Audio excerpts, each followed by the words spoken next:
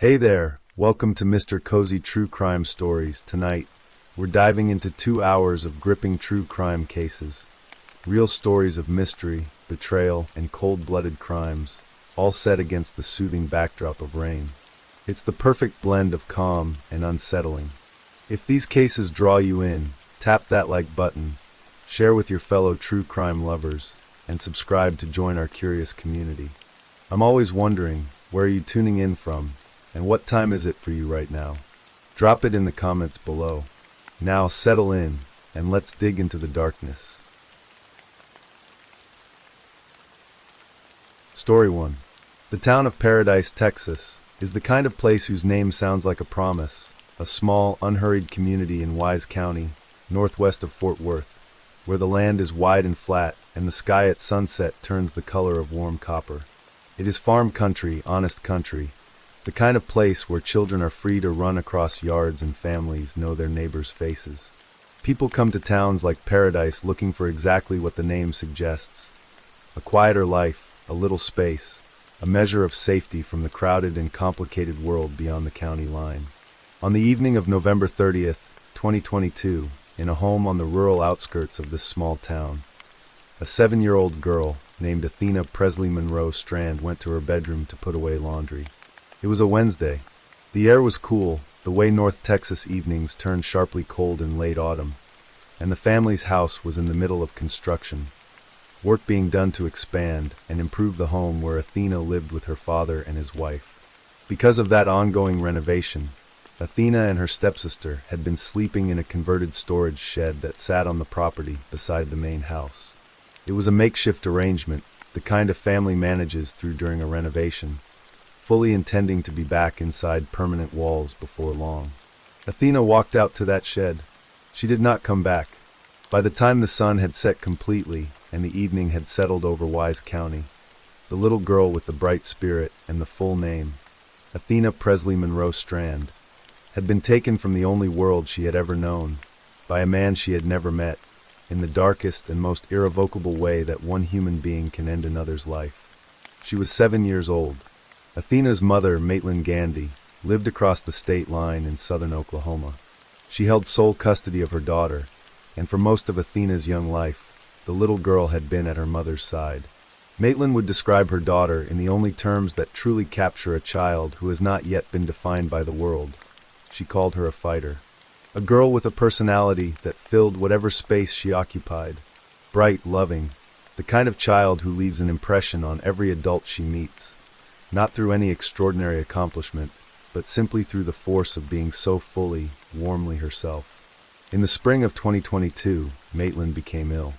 In the practical reorganization that illness forces upon a family, it was decided that Athena would spend the fall semester in Texas with her father and his wife, Elizabeth Strand.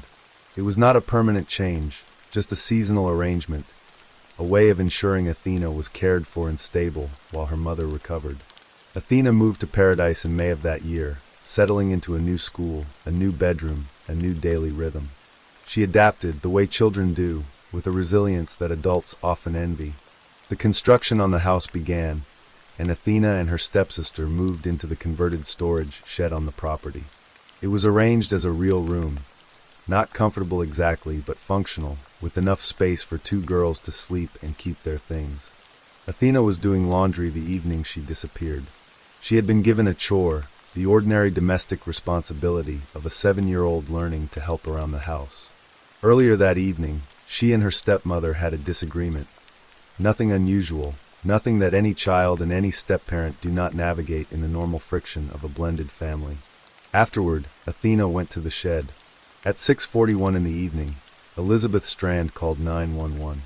She had looked for Athena first, had searched the property, had called her name, had walked the yard, before reaching for the phone.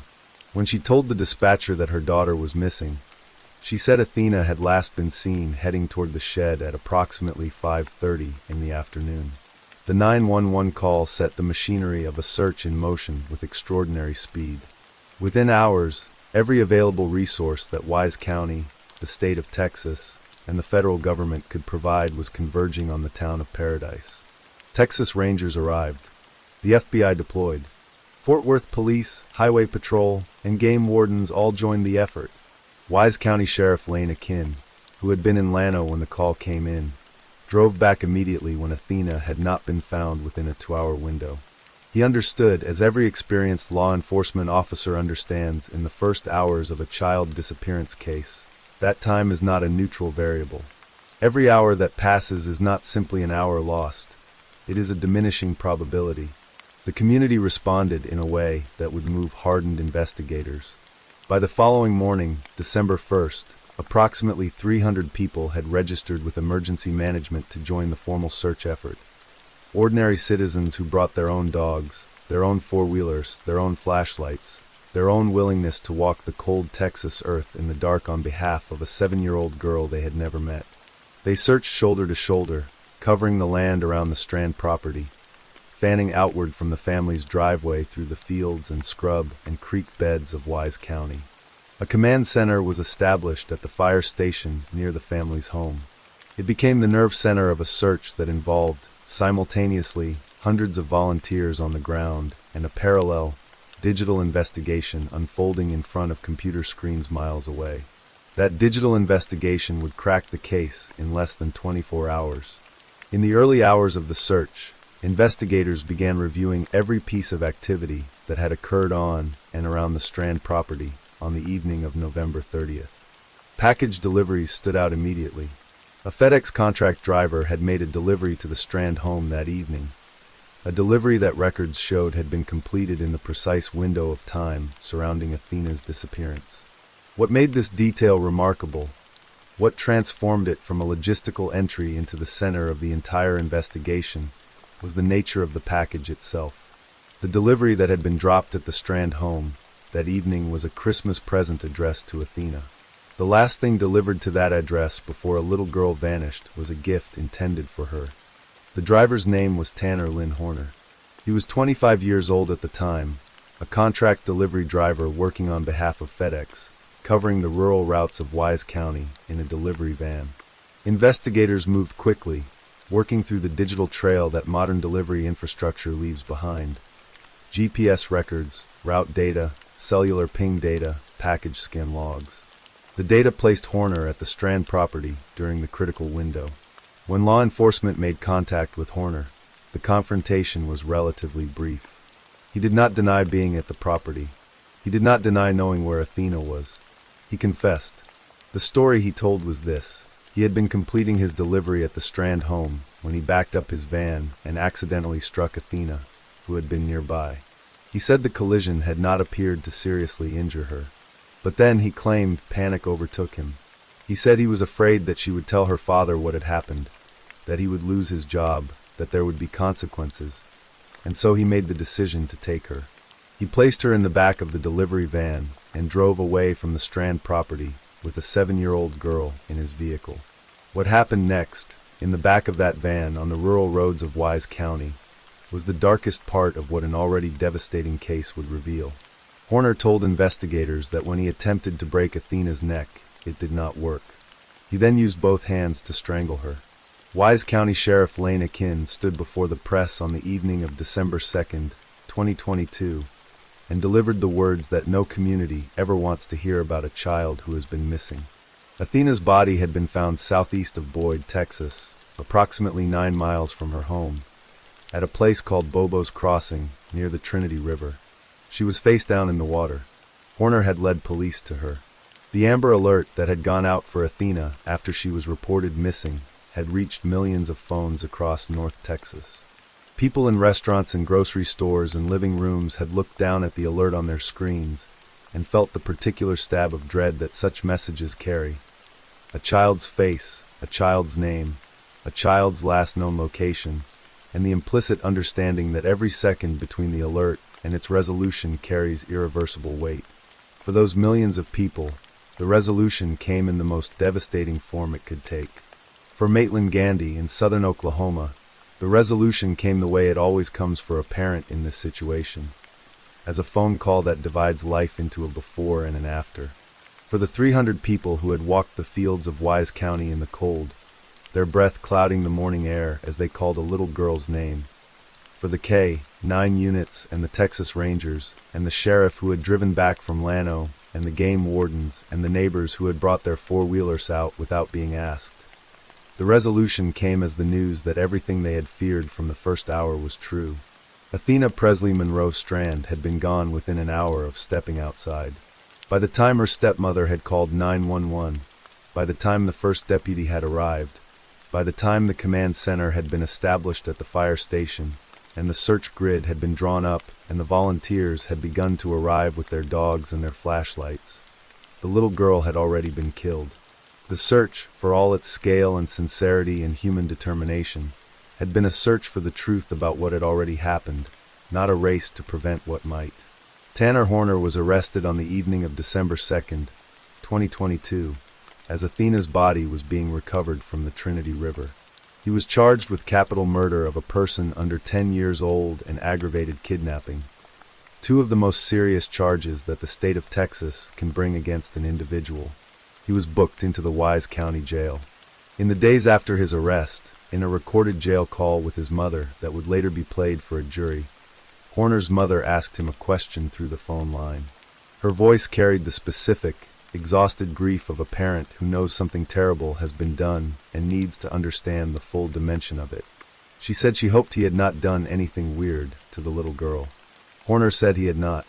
The DNA evidence that forensic analyst Jacqueline Ferrara would present to a jury more than 3 years later told a different story. Male DNA had been detected on Athena's body. Blood and other biological material were found on multiple items of Horner's clothing, including his FedEx work shirt. The trial of Tanner Lynn Horner was scheduled to begin on April 7, 2026, 3 years, 4 months, and 7 days after Athena Strand had walked toward her bedroom on a cool Texas evening and never returned.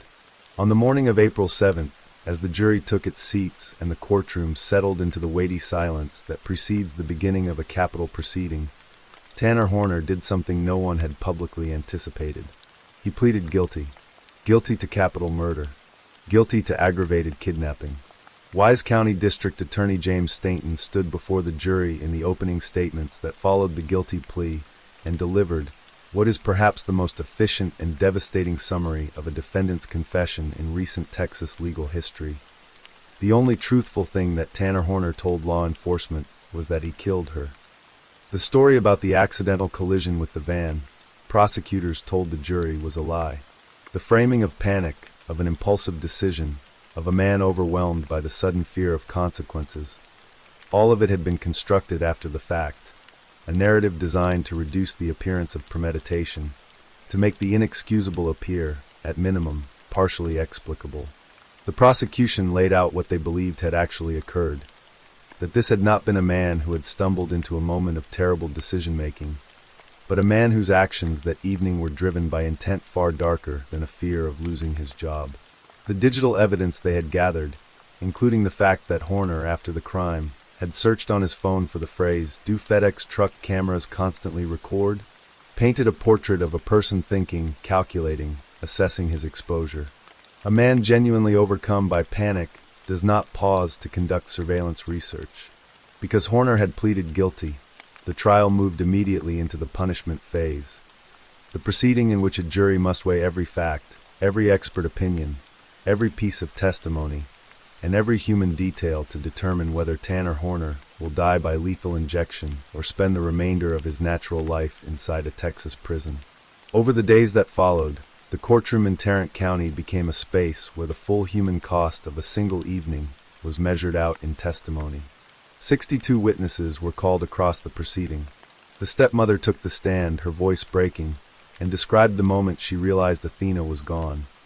The walk to the shed, the finding of nothing, the hour of searching the property alone before she called 911, the terror of the phone call, the arrival of deputies, the overnight search that turned the quiet roads of paradise into something unrecognizable. She described learning that Athena was dead. She described what that knowledge does to a person, how it settles into the body and the life, and becomes a permanent feature of every morning that follows. Dr. Jessica Dwyer, the chief medical examiner, took the stand and presented the autopsy findings with the clinical precision that her role demands and the human weight that no clinical precision can fully contain. Athena's body had shown signs of trauma. The cause of death was strangulation. Letters Horner had written from jail prior to a suicide attempt were shown to the jury.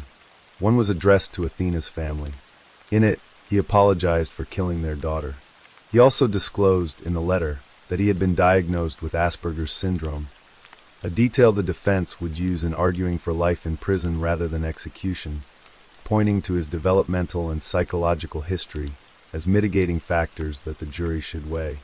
On April 14, 2026, Maitland Gandy walked into the courtroom and took the stand to face the man who had killed her daughter. She had raised Athena, had held her through the years, had watched her become a 7-year-old full of the particular energy and wonder that children carry before the world has had time to diminish it. She had allowed her daughter to spend a semester in Texas so that she could rest and recover from illness. A decision made from the simple, practical love of a mother trying to do what was best for her child. She had received a phone call on November 30th that no phone call should ever have to deliver. "I am her voice," Maitland said from the stand. Those 4 words carried the full weight of what the prosecution, the search volunteers, the investigators, the forensic analysts, and every witness who had spoken that week had been trying to convey. A 7-year-old girl cannot testify. She cannot describe what happened to her in the back of a delivery van on the evening she went to put away her laundry. She cannot tell a jury what she felt or thought or said. She cannot ask for anything. She is gone, and the only voices that remain to speak for her are those of the people who loved her, and the physical evidence that her body and the technology of a delivery route left behind. I am her voice. 3 years, 4 months, and 14 days after Athena Strand had stepped outside on an ordinary Wednesday evening in Paradise, Texas, her mother sat in a courtroom and became the instrument through which a dead 7-year-old could speak. She talked about what Athena had been, the brightness, the fullness, the fighter quality that her mother had seen from the beginning. She talked about what had been taken. She talked about the family that had been permanently altered by a single act of violence on a November evening that began with a FedEx van delivering a Christmas present and ended at a river crossing 9 miles from home. The punishment phase of the trial continued into April 2026, with the jury weighing every piece of testimony, every exhibit, every strand of digital evidence against the question that capital proceedings in Texas require 12 ordinary citizens to answer together. Does this man live, or does this man die? What is not waiting, what has already been answered, is the question of guilt. Tanner Lynn Horner looked at a jury of his peers on the first morning of his trial and admitted, in the formal language of a guilty plea, that he kidnapped and murdered a 7-year-old girl who had been placed in the temporary care of a family that loved her, in a town named Paradise, on a Wednesday evening in late November. He admitted it because there was nothing else left to say. The GPS records said it.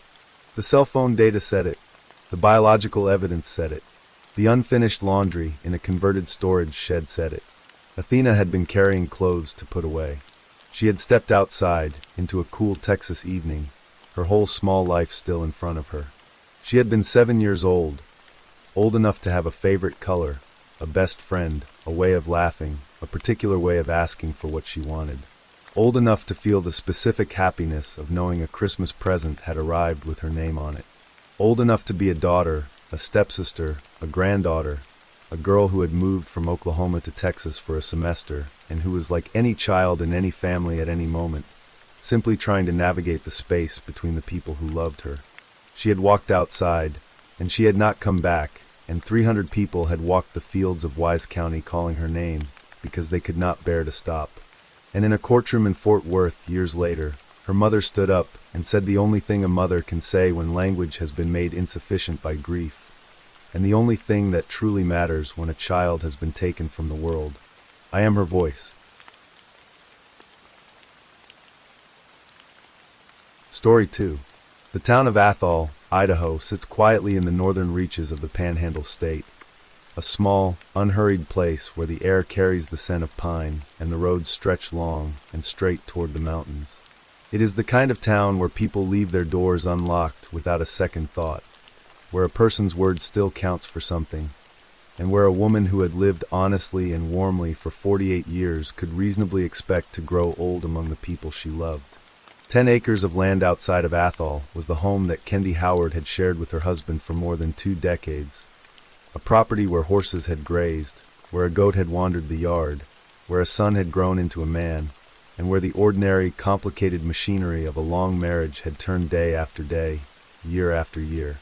On the night of February 2nd, 2021, something in that house was silenced forever. At 10:43 in the evening, a 911 dispatcher received a call. The voice on the line was frantic, rising and cracking, barely coherent. The caller was Dan Howard, Kendi's husband, a former Idaho State Police trooper. He was screaming. He said his wife was in the bathtub. He said she was dead. He said she had shot herself. The call was dispatched as a suicide. But even in those first chaotic minutes, before any investigator had crossed the threshold of the Howard home, something about the story felt incomplete. It would take more than 2 years to understand exactly why. 2 years of forensic work, painstaking interviews, and the patient piecing together of evidence that a man trained in law enforcement had believed would never be found. Kendi Howard was, by every account, the kind of person who made a room feel warmer simply by being in it. She had grown up in Camilla, a small town in central Idaho, a girl shaped by the landscape around her, sporty and outdoorsy, the sort of young woman who was as comfortable on horseback as she was in conversation with a stranger. Her brother Brian described her as someone who rode her horse with easy joy, who kept sheep and a goat on their family land, and who had the specific gift of making anyone she met feel genuinely seen. Her obituary would later describe her bubbly personality and her ability to make everyone feel as if they were her friend. She was 22 years old when she married Dan Howard, a former United States Marine who had transitioned into the uniform of an Idaho State Police trooper. He was 6 years older, broad-shouldered and disciplined, and she was drawn, her family later noted, to his confidence and the sense of security he radiated. They settled on their 10-acre property in Athol, 21 miles north of Coeur d'Alene. Their son Wyatt was born, grew up, and eventually followed his father's path into the Marines. Kendi found work at a local medical center. Together, the Howards built a life that, from the outside, carried the steady appearance of stability. Neighbors described the marriage as strong. They seemed affectionate toward each other, respectful. For years, the family occupied the easy surface of what a long marriage is supposed to look like. The shared routines, the comfortable silences, the accumulated rituals of 2 people who had built something together and intended, or appeared to intend, to continue building it. But beneath that surface, something far darker had been growing for a very long time. The first serious warning had come roughly a decade before Kendi's death. Dan Howard had become convinced, at some point during those years, that his wife was involved with another man. The way he responded to that belief was not the behavior of a man who processed jealousy with restraint. He was accused of stalking the man he suspected of the affair, following him, monitoring him, pouring syrup into the engines of his vehicles to destroy them. He allegedly stole the man's mail, and one night, he fired a gun at the man's house. He had also reportedly made a comment, casually and in company, that he could understand why men killed their wives. It was the kind of remark that most people brush aside in the moment, the throwaway aggression of a man blowing off steam, but which, in retrospect, judges and prosecutors and ordinary citizens would come to hear differently. Despite everything, the marriage continued. Another decade passed, and then, in the final weeks of her life, Kendi Howard had begun quietly, carefully, making a different plan. She had started working with a real estate agent, a man who was helping her find a new house near her hometown of Camilla, the place where her parents still lived, the place where she had grown up and had friends who remembered her as a girl. She was buying a way out. She had not left yet, had not formally ended the marriage, had not stood in front of Dan Howard and said the words he had always feared hearing. But the documents were being signed. The distance was being measured. And Dan Howard had found out. 4 nights before she died, Kendi's mother called the Kootenai County Sheriff's Office. She had spoken to her daughter on the phone, and what she heard in Kendi's voice, the pitch, the breathlessness, the quality of fear that a mother cannot mistake, had frightened her badly enough to call for a welfare check at the Howard property. The deputy who responded drove to the Athol home and knocked. Kendi answered the door. She was visibly nervous, her body language tightly controlled in the way of a person who has become practiced at concealment. The deputy's body camera captured the exchange. Kendi's voice was careful, measured, as she spoke about what had happened. She described waking in the early hours of January 29, 2021, to find Dan Howard standing over her in the dark bedroom. He was wearing dark clothing. He had on black latex gloves. He was holding a pillow in both hands. She said the look in his eyes was one she had never seen before. She told the deputy and later her friends that in that moment, lying in the dark, looking up at the man she had been married to for more than 25 years, she had believed with absolute certainty that he was going to kill her. She had not, however, reported formal physical abuse to the deputy. Without that explicit statement from the victim, the deputy could not arrest Dan Howard. The welfare check ended with Kendi leaving the house, gathering herself and walking out the door, but without charges, without protection, and without any legal barrier between her and the man she had looked at that night with such terror.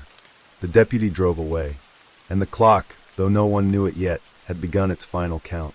In the days that followed, Kendi spoke to her friends. One evening, a few nights before February 2nd, she went out with a group of women who knew her well. She was crying. She said, through her tears, "I don't even deserve to be here." That she believed Kendi had taken her own life. Heard something in those words that she read as despair, as a woman who had lost her footing on the ground of her own life. But others who knew Kendi heard something different. They heard a woman who was frightened, who was cornered, who was reaching toward the people around her in the only way she could without setting off the man who was watching her, who had always watched her, who had found out about the real estate agent and the house near Camilla and the life she was planning to live without him. The night of February 2nd began, according to Dan Howard, in unremarkable domestic fashion. He told police he had been downstairs at a desk, attending to paperwork, signing documents, managing the kind of routine financial business that fills the evenings of ordinary households. Kendi was upstairs. After some time, Dan said it was over an hour, he heard a noise from somewhere above him. He went upstairs. He found her in the bathtub, filled with water. She was nude. The gun, her own pistol, was at the bottom of the tub in murky, discolored water. There was a wound to her head. He called 911 at 10:43 p.m., screaming, his voice collapsing into fragments. He said she was dead. He said she had shot herself. He said it the way a husband might say it who had just discovered the unthinkable, the raw, animal noise of shock. But when Kootenai County Sheriff's Detective Jerry Northrup arrived at the Howard home before midnight, he found himself looking at a scene that sent a quiet, professional alarm moving through him. Something was missing. Northrup was a crime scene expert.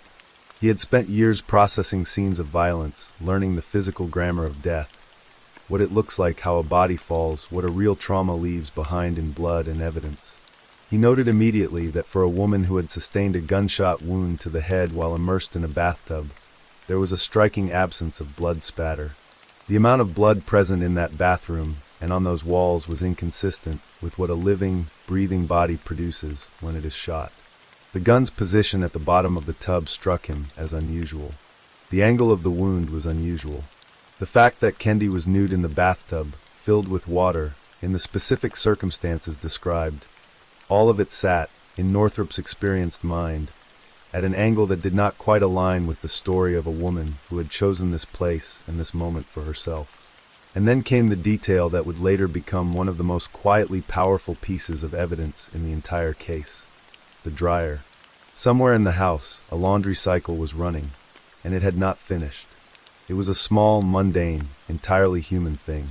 Investigators asked themselves what it meant that a woman who had, according to her husband, deliberately planned to end her life had left a load of laundry unfinished in the dryer.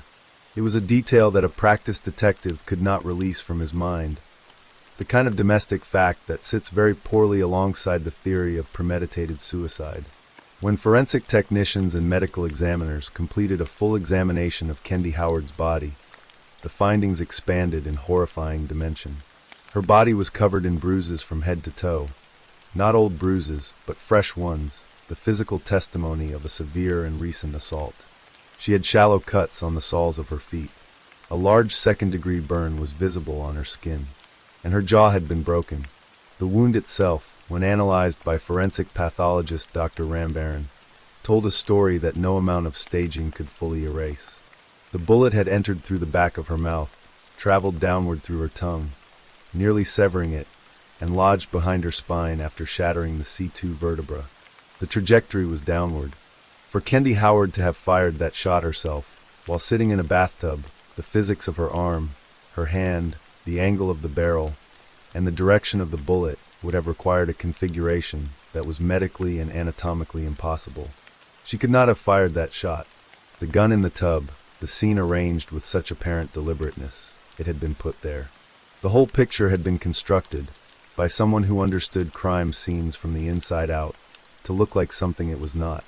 Investigators turned their attention to what Dan Howard knew, not who he was as a husband or a neighbor, but what he had been trained to do as a law enforcement officer.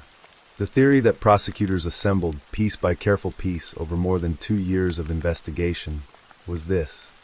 On the night of February 2nd, 2021, Dan Howard and Kendi Howard had a confrontation that turned violent. They argued about money, about the finances of a marriage that was coming apart, about a house near Camilla that his wife was buying with another man's professional help, about the dissolution of something Dan Howard had spent 26 years believing he owned. He beat her. He broke her jaw. He strangled her using the hold he had been trained to administer precisely and lethally. He rendered her unconscious and then dead. And then, because he had spent years in law enforcement, because he had stood inside crime scenes and understood how detectives read them, he carried Kendi's body to the bathtub, drew the water, placed her gun in her hand, and fired a shot into the back of her mouth to turn a murder into the appearance of a suicide. He had, prosecutors believed, used everything his career had taught him to try to escape the consequences of what he had done. The 2 years that followed the death were a long, grinding exercise in forensic patience. Investigators worked without a confession, without an eyewitness, without DNA evidence linking Dan Howard directly to Kendi's weapon. What they had was the body itself, its bruises, its broken bones, its burns, and the impossible angle of a bullet, and the growing body of testimony from the people who had known Kendi in the final weeks of her life. They had the welfare check from 4 nights before her death. They had the body camera footage of a frightened woman describing a man standing over her in the dark with a pillow and black latex gloves. In April 2023, the Kootenai County Sheriff's Office announced that Dan Howard had been charged with murder in the 2nd degree and domestic battery. The domestic battery charge stemmed from an incident 7 months before Kendi's death, when she had photographed her bruises and sent the images to her friend Michelle Lampert. A quiet act of documentation by a woman who was living inside fear and had, perhaps, begun to understand that she might need evidence of what was happening to her. Dan Howard surrendered himself to police on April 21st, 2023. He pleaded not guilty to all charges. He posted bail, was fitted with an ankle monitor, and waited for the trial that would begin 11 months later. On March 4th, 2024, the trial of Dan Howard opened in a Kootenai County courtroom. Over 10 days, 62 witnesses took the stand, former law enforcement colleagues, friends of Kendi's who described her terror in the days before her death, forensic experts who dismantled the suicide narrative brick by brick, and medical professionals who explained, in terms accessible to every juror in the room, why the trajectory of a bullet does not lie. The defense, led by attorney Jason Johnson, pushed back at every point. They argued that Kendi Howard had been emotionally troubled, that the words she had spoken to her friend, "I don't even deserve to be here," had been the words of a woman on the edge of a decision she had already made. They pointed to the absence of neck injuries. They challenged the forensic pathologist's conclusions. They told the jury that the prosecution's theory was speculation dressed in the language of science, and that a reasonable doubt existed at the center of every piece of physical evidence the state had presented. But then came a moment that no legal strategy could have anticipated, a moment that transformed the atmosphere of the entire proceeding in a single, stunning instant. During the trial, Dan Howard attempted to flee the country. He left his ankle monitor behind and made his way to an airport. He was arrested there at the terminal before he could board a flight that would have taken him beyond the reach of American courts. The man who had called 911 screaming about finding his wife dead in a bathtub, the man who had maintained his innocence for 3 years, who had stood before a judge and entered a not guilty plea, who had shown up to court each morning with the composed bearing of a person confident in his eventual exoneration, had, in the moment when the verdict drew close, broken. He had tried to run. He was arrested at the airport, returned to custody, and the trial continued. On March 21st, 2024, after 62 witnesses, 10 days of testimony, and just over 8 hours of deliberations, the jury returned its verdict. Guilty of second-degree murder. Guilty of domestic battery. The courtroom, packed with Kendi's family and friends, and the law enforcement officers who had spent years building the case against him, absorbed the words in silence for a moment before the emotion broke through. On May 23, 2024, Dan Howard stood before 1st District Judge Lamont Barex for sentencing. The courtroom was standing room only. Before he delivered the sentence, Judge Barex looked at Dan Howard directly and spoke with the weight of everything the trial had established. He said it had been proven beyond a reasonable doubt that Dan Howard had strangled his wife and then staged her nude body to make her death look like suicide. He said the motive had been a combination of jealousy, greed, pride, anger, and revenge, the toxic residue of a man who had watched control slip from his hands and had responded to that loss in the most devastating way imaginable.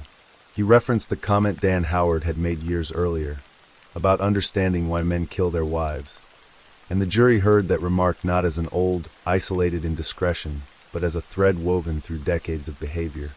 "It's clear to me that you're a remorseless killer," the judge said, "and I don't say that lightly." He turned to the full human dimension of what had been taken. "You killed a mother. You killed a grandmother. You killed a sister. You snuffed that out because of your own pride, greed, and anger." Judge Barex sentenced Daniel C. Howard to life in prison without the possibility of parole for the murder of his wife. The 10-year sentence for domestic battery would run concurrently. Dan Howard, 58 years old, looked down at the floor as the words were delivered, his face, by every witness account, expressionless. He had nothing to say. Kendi Howard had been 48 years old when she died. She had spent her life as a small-town Idaho girl who never lost the warmth she had carried since childhood, who made strangers feel like friends, who raised a son who became a Marine, who worked in a medical center helping people, who kept animals on her land and rode horses in the open Idaho air. She left behind 2 children and a grandchild.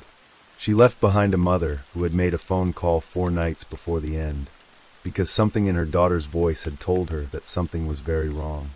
She left behind friends who wept on the stand, and a real estate agent and a house near Camilla that she had never moved into, the physical blueprint of a life she had begun to plan, a future she had been quietly and carefully trying to build her way toward, in the only way she knew how, one careful step at a time.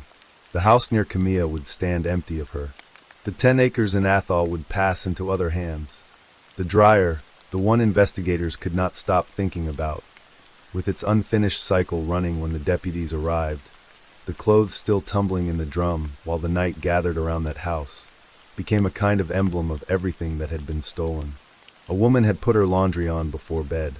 She had expected, in the most ordinary and human way possible, to be there when the cycle finished. Dan Howard, a man who had spent a career wearing the badge of the state of Idaho, who had taken an oath to protect the people around him, who had been trained in the precise anatomy of force and restraint, spent the rest of his life looking at a prison wall. Story 3. The city of St. Paul, Minnesota, had gone quiet in the way only a December night can demand. Ice crystals had formed on the edges of window panes along East 5th Street, and the few people still awake moved quickly, wrapped tight against the biting cold. Inside the lofts at Farmers Market, a modern apartment building that rose over the old warehouse district, most residents were asleep. It was almost 3 in the morning on December 16, 2022, and the world outside felt still, frozen, undisturbed. But inside apartment 260, nothing would ever be still again. At 2:50 in the morning, a 911 call crackled through to St. Paul Dispatch. A man named Matthew Ecker was on the line, his voice fractured with what sounded like grief. He said his friend, a young woman named Alexandra Pennig, had grabbed his gun, locked herself in the bathroom, and shot herself in the head. He said she was lying on the floor. He said he didn't know why she would do this. He said everything had been fine. Within minutes, police officers arrived at the building. Matthew Ecker met them at the door and led them upstairs. What they found inside that bathroom would set into motion a 2-year investigation, a stunning trial, and the unraveling of a secret that Matthew Ecker had counted on no one discovering. Alexandra Lee Penning had a warmth to her that people noticed immediately. At 32 years old, she had built a life in St. Paul that was, in many ways, a testament to how hard she had worked to reclaim herself. She was a nurse, a profession defined by care, by presence, by the willingness to show up for others even in their most broken moments. And in many ways, that described Alex herself, someone who had been broken and had fought her way back. Years before her death, Alex had struggled deeply. Depression had taken root inside her, and an addiction had followed. At one point, she had taken a handful of pills and told her mother she was trying to end her life. It had been the most frightening night of her parents' lives. But Alex had gone to rehabilitation, had worked through the darkness, and had emerged on the other side. By the time Thanksgiving 2022 arrived, her parents, Jim Penning and his wife, had sat around a table with their daughter, watched her laugh, and believed with full hearts that she was going to be all right. She was also, in December 2022, navigating something new and hopeful, a budding romantic relationship with a man named Shane Anderson. Things were moving forward. She was making plans. She was looking ahead. Matthew Ecker had entered Alex's life 2 years earlier, in 2020, when both of them worked at the same clinic. He was older, 45 years old, and carried an air of stability. He was an emergency room nurse practitioner, confident in medical settings, knowledgeable, reliable in the way someone with clinical training tends to present themselves. What Alex did not know at first, or perhaps chose not to confront fully, was that Matthew Ecker also had a wife and 4 children waiting for him in Fergus Falls, a small city about 2 hours northwest of St. Paul. Their relationship became something that existed in the spaces between his other life. Over the course of 2 years, Ecker had given Alex roughly $28,000, help with rent, help with daily expenses. He had also used his medical credentials to fill prescriptions for her, medications that showed up in an analysis of his phone records. He was deeply entangled in her life in ways that went far beyond friendship. But by December 2022, Alex was pulling away. She had Shane Anderson now. She had a different future in her sights. The day before Alex died began with a phone call. On the afternoon of December 15th, Matthew Ecker was driving to work when his phone rang. It was Alex. She told him that she and Shane Anderson had gotten into a fight and that she was frightened of what he might do. Ecker turned his car around. He took the legally owned gun from his belongings and drove to St. Paul. He arrived at Alex's apartment around 2 in the afternoon and told authorities he had come only to protect her. What followed that afternoon stretched into the evening and then into the early hours of the next morning. The two of them went out together, visiting several bars in downtown St. Paul. Somewhere around midnight, they found themselves at a place called Camp Bar. And then, in the way that a night can shift without warning, Shane Anderson walked in. Surveillance cameras inside Camp Bar captured what happened next. Anderson saw Alex and approached her. Ecker stepped in. The situation escalated quickly, and Anderson punched Ecker in the face. Bar staff intervened and removed Anderson from the premises. Ecker and Alex remained for another 45 minutes or so, drinking, regrouping, the tension of the punch hanging in the air between them.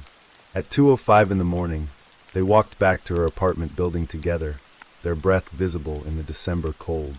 19 minutes later, at 2:24 a.m., the building's lobby surveillance cameras captured something worth noting. Alex and Ecker reappeared in the lobby together. Alex returned upstairs first and waited in the building's vestibule, pacing, looking down at her phone. A few minutes passed. Then Ecker came back. At 2:30 in the morning, the two of them walked through the lobby together and rode the elevator up to Alex's apartment. That was the last moment Alexandra Penning was seen alive.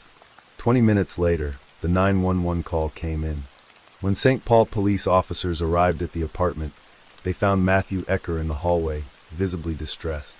An officer named Justina Sir approached him and began asking questions. Ecker told Officer Sir that everything had been fine between him and Alex when they came home. There had been no argument. Nothing had been wrong. He said that at some point, Alex had reached into his backpack, pulled out the gun, backed herself into the bathroom, and locked the door. He said moments later he heard the gunshot. He said he immediately threw himself against the bathroom door, broke it open with his shoulder, and found Alex lying on the floor. Then, in a detail that would later draw significant attention, he added, after he had found her, after he had tried to help and realized it was too late, he had washed his hands. That, he said, was why his hands were clean. "I washed my hands," he told officers. "That's why I don't have anything on my hands." He called 911 only after washing them. Inside the small studio apartment, responding officers found alcohol and 6 bottles of prescription medication, all prescribed to Alex, including antidepressants and amphetamines. The suggestion of depression, of possible instability, hovered in the air. And then they found the gun. It was resting on Alex's chest. Her left hand was lying on top of it. The officers noted that something seemed immediately off. Alex Pennig was right-handed. Homicide detectives Abby DeSanto and Jennifer O'Donnell were called to the scene. The 2 women were experienced investigators, accustomed to the strange geometry of death scenes, to the way stories told by witnesses sometimes fit the physical evidence and sometimes do not. As they moved through the apartment, they began cataloging what Ecker had told officers and measuring it against what they could see. The gun on the left side, the right-handed woman, the clean hands, the story about breaking down the door. Detective O'Donnell began looking into Alex's background. She spoke with Alex's parents, who confirmed their daughter's history: the depression, the prior suicide attempt by overdose, the rehabilitation, and the recovery. Jim Pennig told O'Donnell that he had just seen his daughter at Thanksgiving, weeks before her death. Alex had seemed well. She had seemed present. She had not, by any of her family's accounting, seemed like a woman on the edge. Detectives also pulled security footage from the apartment building. They watched the footage from the lobby, traced the timeline of Alex and Ecker's movements through the night, and verified the sequence. The bar, the return home, the brief exit to the car, the return at 2:30, and then nothing, until the 911 call 20 minutes later. They questioned Ecker again. For hours, he maintained his account. He had not shot her. The gun had gone off behind a closed door. He had broken the door down after hearing the shot. He had tried to save her. He did not know why she would have done this. "I did not shoot her," he told them. And then, while detectives were still questioning Ecker, a call came in from the forensic unit processing the scene. Underneath Alex's body, beneath where she had lain, in the space hidden by her weight, investigators had found something small. It was a round metal piece, roughly the size of a quarter. It was part of the locking mechanism from the bathroom door. It took only a moment to understand what this meant. If Matthew Ecker's story were true, if he had broken down the door after hearing the gunshot, then this metal piece from the lock would have fallen to the floor before Alex's body. She would have been lying on the other side of the door, already shot, already fallen, by the time the door broke open. The metal piece would have landed separately. It would not have been underneath her, but it was underneath her. That tiny circle of metal told a different story entirely. It said that the door had been forced open before the gun was fired. It said that the lock broke and the piece fell, and then Alex was shot, and then she fell backward, landing on top of that piece, pressing it into the floor beneath her body. Detectives DeSanto and O'Donnell now believed they understood what had happened inside that bathroom.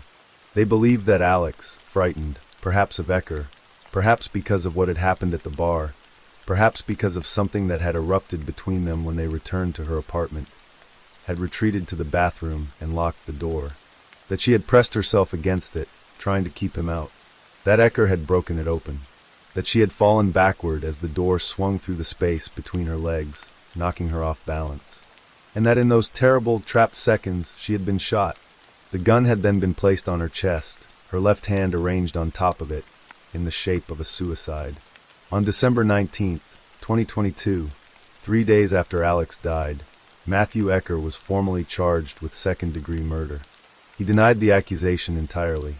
The case that prosecutors would build over the next 14 months was meticulous and methodical, woven from threads that individually might have seemed thin, but together formed something impossible to dismiss. There was the position of the body, Alex found with her feet straddling the bathroom door, a detail consistent with someone who had been standing at the threshold when she fell, not someone who had locked herself inside and backed against the far wall. There was the metal ring from the door lock, found beneath her, its placement a silent and damning witness. There was the gun, placed on the chest of a right-handed woman, with her left hand resting on it, an arrangement that, according to the investigation, Ecker himself admitted to. He said he had moved the gun. The chief medical examiner for Ramsey County, Dr. Kelly Mills, would later testify that in all her years of practice, she had never once encountered a case in which a suicide victim's partner had repositioned the weapon. The evidence, she believed, was inconsistent with suicide. There was the matter of Alex's hands, completely clean, free of gunshot residue, which investigators noted was at odds with the mechanics of firing a weapon at close range. There was the financial entanglement, the $28,000 Ecker had given Alex, the prescriptions he had been quietly filling in her name, the relationship he had maintained while keeping a wife and 4 children in another city. And there was the motive that prosecutors offered, not because they were required to prove one, but because it answered the haunting question of why Alex Pennig had a new boyfriend. She was moving on. She was building a life that no longer had room for Matthew Ecker in it. And on the very night she died, that new boyfriend had walked into a bar and punched Ecker in front of her. The defense, represented by attorney Bruce Rivers, told jurors that both the county medical examiner and a forensic pathologist hired by the defense had classified Alex's manner of death as undetermined, not homicide. Rivers argued that Ecker had no motive to kill the woman he loved, that he had cared for her deeply, supported her through her struggles, and that the circumstantial evidence was not sufficient to prove beyond a reasonable doubt that he had pulled the trigger. The prosecution reminded jurors, calmly and repeatedly, that motive was not a legal requirement for conviction. Matthew Ecker's trial began on February 8, 2024 in Ramsey County. 8 days of testimony, forensic evidence, body camera footage, surveillance video, and the quiet, devastating precision of 2 homicide detectives who had refused to accept the story they had been handed on the night Alex died. The jury deliberated for 7 hours. On February 16, 2024, they returned a verdict, guilty of second-degree intentional murder. On April 3, 2024, Judge Deanne Hilgers sentenced Matthew Ecker to 30 years in prison, a sentence nearly 5 years longer than the standard guidelines would have suggested. The judge's decision reflected the weight of what had been done, not merely the killing of a young woman, but the calculated attempt to dress that killing as something Alex had done to herself, to use her own history, her own pain, her own past struggles as a costume for his crime. In January 2025, Ecker appealed his conviction, arguing that the circumstantial evidence had been insufficient. A 3-judge panel of the Minnesota Court of Appeals reviewed the case in April 2025 and rejected the appeal unanimously. The appellate judges wrote that the positioning of Alex's legs at the bathroom door and the metal latch found beneath her body supported the prosecution's theory, and that a reasonable jury could have inferred guilt from the totality of the evidence. What lingers in the story of Alexandra Pennig is not only the violence of what happened in that bathroom in the early morning hours of December 16, 2022. It is the cruelty of the story that was told in its aftermath. A story designed to turn Alex's real suffering, her history of depression, her struggles with addiction, her hard-won recovery, into an alibi. A story that took the most painful chapters of her life and tried to use them against her even after she was gone. Her father, Jim Pennig, had told police detectives that he had just seen his daughter at Thanksgiving, that she had seemed well, that she had been present, alive, someone moving forward. The investigators who heard that, Detectives DeSanto and O'Donnell, had carried that knowledge with them through every interview, every piece of evidence, every long hour of a case that had been designed to make the truth look like something else. A quarter-sized piece of metal proved them right. Justice, in the case of Alexandra Pennig, did not arrive loudly. It arrived the way truth often does in a courtroom, patiently, carefully, piece by piece, until the picture assembled itself so clearly that 12 ordinary people needed only 7 hours to see it. Alexandra Lee Pennig was 32 years old. She was a nurse.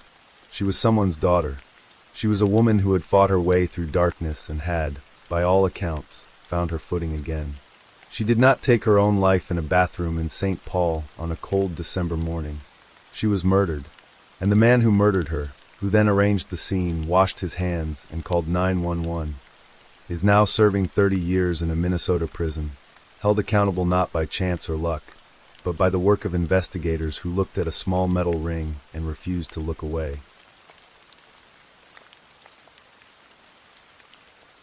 Story 4. The rain had been falling all day over Granby, Massachusetts, a quiet, unassuming town in the western part of the state where neighbors waved to each other across well-kept lawns and life moved with a gentle, unhurried rhythm. It was the kind of place where people rarely locked their doors, where children played freely on side streets, and where the worst things that happened were small-town disagreements quickly forgotten over a cup of coffee. But on March 29, 2010, that quiet was shattered in a way that Granby would never fully recover from. It began, as so many tragedies do, not with a sudden explosion of violence visible to the world, but behind closed doors, inside a home at 18 Barton Street, where two women had built a life together that was equal parts love and turmoil. Anna Marie Cochran Rintala was a force of nature. At 37, she was big-hearted, loud in the best possible way, and the kind of person who made every room feel more alive simply by entering it. She had grown up in Springfield, Massachusetts, knowing from a young age that she was different from the girls around her, and she had made peace with that difference long before most people in her world were ready to. Her motto was live, laugh, love, and she didn't just say it, she lived it, throwing herself into every celebration, every friendship, every moment with abandon.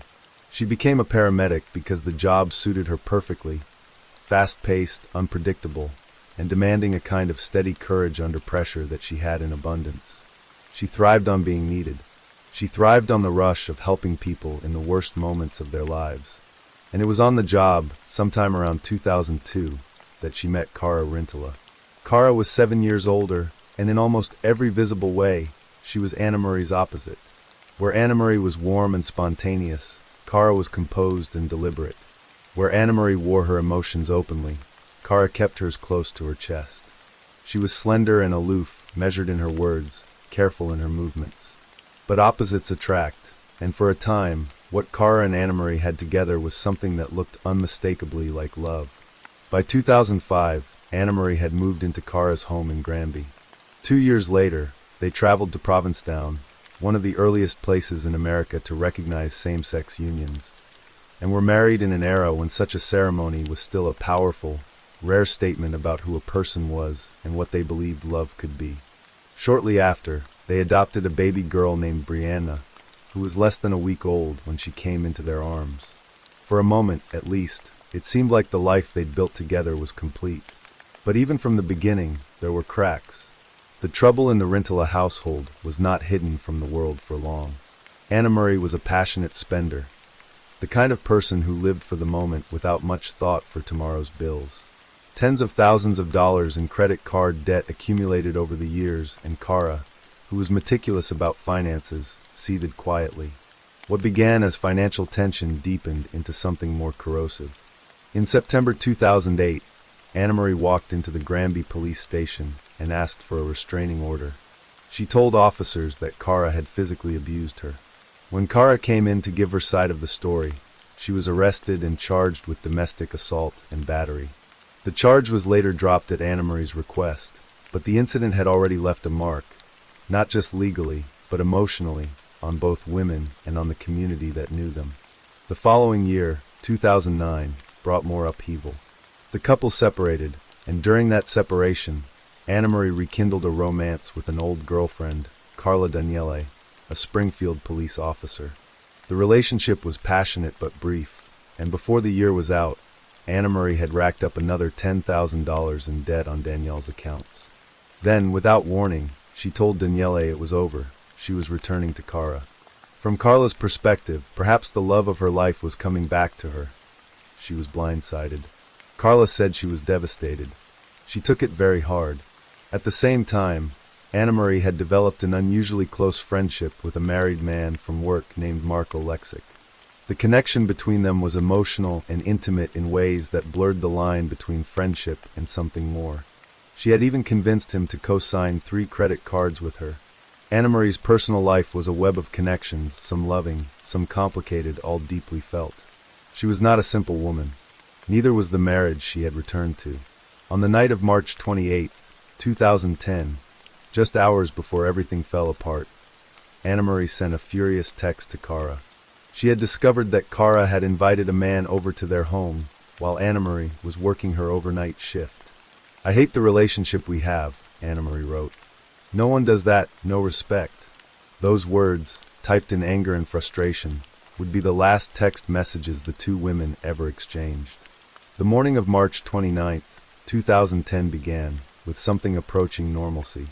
Anna Marie arrived home from her overnight shift at around 8:30 in the morning. The couple had coffee. They played with 2-year-old Brianna. They had lunch together. In the early afternoon, Anna Marie said she wanted to nap before her next overnight shift and asked Kara to take Brianna out for a few hours. Kara agreed. Around 3 p.m., she buckled Brianna into the car and drove away from 18 Barton Street.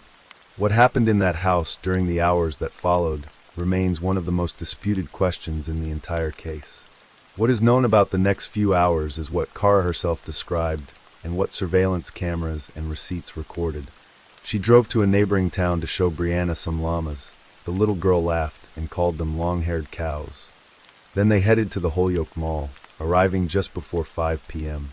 At Target, surveillance cameras captured Kara's Ford Explorer pulling into the parking lot. Noticeably, there was a laundry basket and a red bag in the open bed of the truck, sitting in the rain. Inside the mall, Kara and Brianna went to the Children's Place and the Gap, buying small items, t-shirts, socks. All the while, Kara texted Anna Marie repeatedly. There was no reply. She started calling instead. Still nothing. What happened next was strange, and would later draw intense scrutiny. Before heading home, Kara stopped at a McDonald's, not to buy food, but to drive around to the farthest corner of the parking lot and throw some rags into a trash bin. Then she went to a Stop and Shop and spent a small amount on groceries. Then to a Burger King in Chicopee, where she bought Brianna a children's meal. All of this time, she was calling Anna Marie, and Anna Marie was not answering. When they finally pulled up to 18 Barton Street, something else caught investigators' attention later. The laundry basket and red bag that had been in the truck bed had disappeared. Kara left Brianna in the car. She went inside, and then, according to her own account, she found her wife. Anna Marie was at the bottom of the basement stairs, lying still on the cold concrete floor. Kara says she did not know what to do. She did not want to frighten Brianna. She ran back out of the house, crossed to the neighbor's home, and knocked on the door of Roy Dupuis, a 65-year-old flooring installer who had been watching Wheel of Fortune with his wife. "Call 911, Kara told him, handing Brianna over. "Anne's in the basement." Then she turned and ran back home through the rain. When police and paramedics arrived at 18 Barton Street that evening, they found Kara in the basement, cradling Anna Marie's body in her arms, screaming, "She's dead. I can't believe she's dead." What the officers saw in that basement told a story that was deeply disturbing. Anna Marie Cochran Rintala was dead. She had been strangled, the life choked out of her. She had lacerations on her head, and covering her body and spread across the crime scene was a strange, pale-colored paint, splattered over the floor, over Anna Marie's clothes, over the surfaces around her.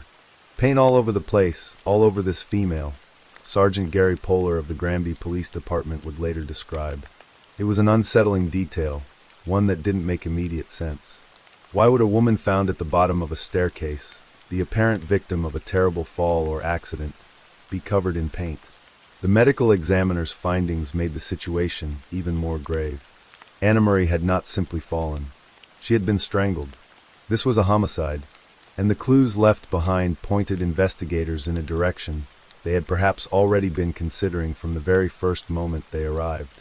Massachusetts State Trooper Jamie McGarrion was the lead investigator assigned to the case, and from early on, he saw details that troubled him.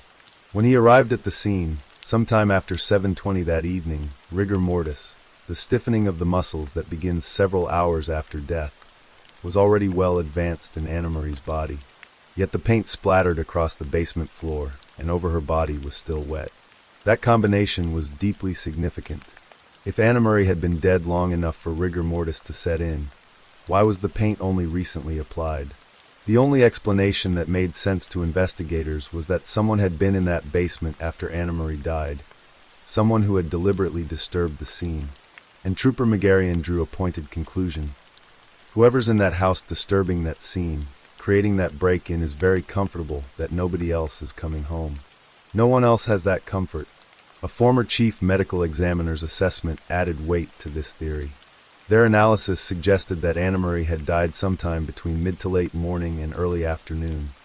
Not in the evening, as might have been assumed, but during the very hours when, according to Kara's own account, the two women had been home together before Kara took Brianna out. Investigators also scrutinized Kara's alibi with growing concern. Kara claimed she had left the house around 3 p.m., yet she wasn't captured on any surveillance footage until just before 5 p.m. at the Holyoke Mall. That left roughly 2 hours unaccounted for. The strange errand at McDonald's, driving to the back of the parking lot only to throw rags in a bin, without buying any food, struck investigators as highly unusual. So did the laundry basket and bag that had been in the truck and then vanished by the time Kara arrived home. Authorities also considered others in Anna Marie's life. Marco Lexic had receipts confirming he had been elsewhere that day, and investigators found no motive for him to have harmed Anna Marie.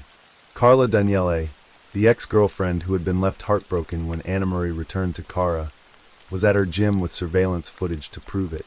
The circle was narrowing. 16 months after Anna Marie's death, in October 2011, Kara Rintala was arrested and charged with murder. What followed was one of the most extraordinary legal sagas in the history of Massachusetts. Kara's first trial took place in early 2013. For weeks, the jury heard the evidence, the wet paint and the rigor mortis, the timeline gaps, the angry texts, the history of domestic violence, the strange errands. Kara maintained her innocence throughout, and when the jury went to deliberate, they could not reach a verdict. The trial ended in a hung jury. The state tried again in 2014. A second jury was assembled. The evidence was presented once more. And once more, the jury deadlocked. Another hung jury, another mistrial. The case had become something of a legal phenomenon, not just in Massachusetts, but in legal circles across the country. The evidence was entirely circumstantial. There was no DNA. There were no fingerprints that conclusively pointed to Kara. There was no witness who had seen what happened inside that basement. As one observer noted, there was no video. There was no silver bullet of DNA or fingerprints that conclusively determined that Kara Rintala had done this. So that made it a difficult case. For the third trial, in 2016, prosecutors sharpened their approach. They brought in an expert who testified about the drying time of paint, arguing that the scene had been deliberately staged after Anna Marie's death. They leaned heavily on the angry text messages from the night before and argued that the seemingly pointless errands, the llamas, the mall, the McDonald's parking lot, the Burger King, were not spontaneous acts of a grieving woman, but the calculated movements of someone constructing an alibi. Prosecutors also proposed a specific theory of the crime. They suggested that on the morning of March 29th, Kara and Anna Marie had a violent argument, perhaps triggered by the same rage that had been simmering in those late-night texts about disrespect and betrayal. During that fight, Anna Marie fell down the stairs. But then, and this is where prosecutors painted a portrait of cold calculation, Kara made a decision. Months earlier, a judge handling the couple's ongoing conflicts had warned that if the arguing continued, he would contact Child Protective Services. Kara, who loved Brianna fiercely, faced an impossible choice. Call for help and risk losing her daughter, her home, her livelihood, or make sure Anna Marie could never testify against her. The defendant had to make a choice, Prosecutor Gagne told the jury. Call for help, likely face criminal charges, lose her home, lose her daughter, lose her livelihood, or on the other hand, make him go away. And she made her choice. This time, the jury agreed. Kara Rintala was convicted of murder in the first degree and sentenced to life in prison without the possibility of parole. For Anna Marie's family, it was a moment of relief almost too long in coming. I trusted her with my niece's life and she took it, said Uncle Pat, the same man who had once banged on a motel room door to protect a teenage Anna Marie decades before. But the story was not over. Kara appealed her conviction, and in a ruling that sent shockwaves through the case, a higher Massachusetts court determined that the expert who had testified about the paint drying time was not sufficiently reliable to have been admitted as evidence. The conviction was overturned. Kara Rintala, who had maintained her innocence every single day since her arrest, now faced the prospect of a fourth trial. She was nearly a decade and a half older than the woman who had once handed her daughter to a neighbor and run back through the rain. The case had consumed her life, just as it had consumed the lives of Anna-Marie's family, who were forced to relive the worst day of their lives again and again in courtroom after courtroom. In September 2023, the fourth trial began in Northampton Superior Court. This time, prosecutors stripped their case down to its essentials. They focused on the timeline, the 2-hour gap, the peculiar errands, the missing bag, and did not call any expert to testify about the paint, having learned a hard lesson from the appellate court's ruling. Kara's defense team fought back, calling their own medical expert who testified that based on the available evidence, it was entirely possible that Anna-Marie had not died until after 3 p.m., meaning that Kara might have already left the house by the time the fatal moment occurred. The jury deliberated. The verdict, when it came in October 2023, was neither the full acquittal Kara's supporters had hoped for nor the first-degree murder conviction prosecutors had pursued. The jury found Kara Rintala guilty of voluntary manslaughter, a verdict that acknowledged Anna-Marie had been killed unlawfully but stopped short of finding the premeditation required for murder in the first degree. She was sentenced to 12 to 14 years in prison, with credit for the time she had already served. The Kara Rintala case endures as one of the most legally complex and emotionally devastating criminal cases in Massachusetts history. Over the span of 13 years for trials, 2 hung juries, a first-degree murder conviction, an overturned verdict, and a final finding of voluntary manslaughter, the justice system wrestled repeatedly with a case built entirely on circumstantial evidence and reached 4 different conclusions. What the courtrooms could not fully resolve, the human heart feels with quiet certainty. Anna-Marie Cochran Rintala, the paramedic who spent her life rushing toward people in crisis, the woman whose motto was live, laugh, love, the mother who had laughed and danced and filled rooms with her infectious energy was gone. She was 37 years old. Her daughter Brianna grew up without her. Her smile, and the life it belonged to, was taken on a rainy Monday in a small Massachusetts town. What exactly happened in that basement, in those quiet hours between morning and afternoon, may never be known with absolute certainty. The courts did their best with what they had. But in the end, the most honest answer to the question of what happened to Anna-Marie Rintala lives in the silence between the facts. In the wet paint, the missing bag, the unanswered texts, and the 2-hour gap that no one has ever fully explained. Justice, in this case, arrived slowly, imperfectly, and at enormous cost to everyone involved. But for Anna-Marie's family, one truth has always been clear. She deserved better. She deserved to grow old. She deserved to see her daughter grow up. And she deserved, above all, to be remembered not as a victim at the bottom of a staircase, but as the extraordinary woman she was, full of life, full of laughter, and deeply, fiercely loved.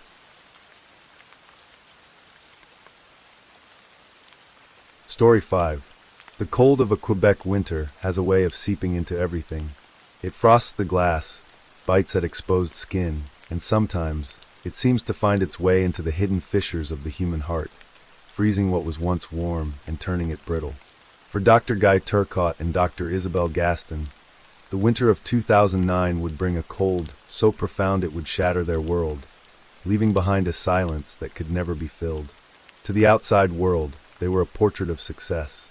2 doctors, intelligent and driven, building a life together in the quiet, affluent suburbs north of Montreal. They had met in Quebec City in 1999, 2 bright minds drawn to one another, and moved in together a year later.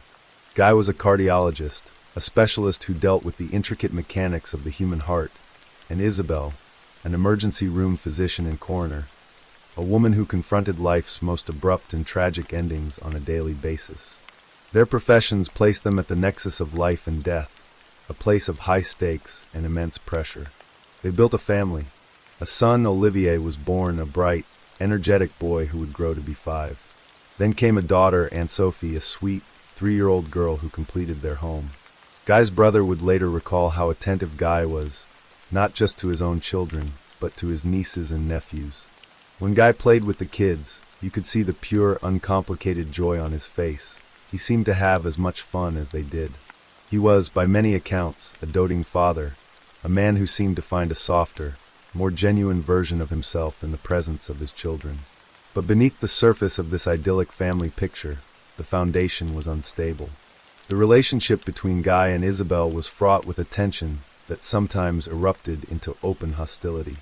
There were arguments, moments of domestic strife so sharp that they led to Guy moving out, only for them to reconcile shortly after, buoyed by the promise to work on their relationship.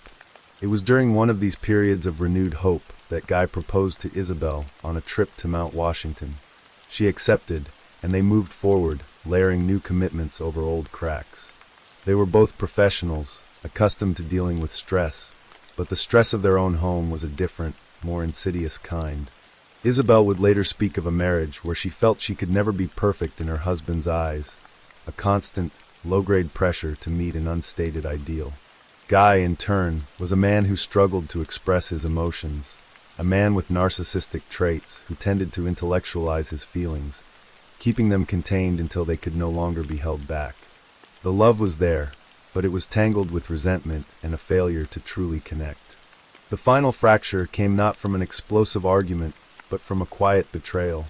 In mid-January of 2009, the family was planning a trip to Mexico, a sunny escape from the Canadian winter.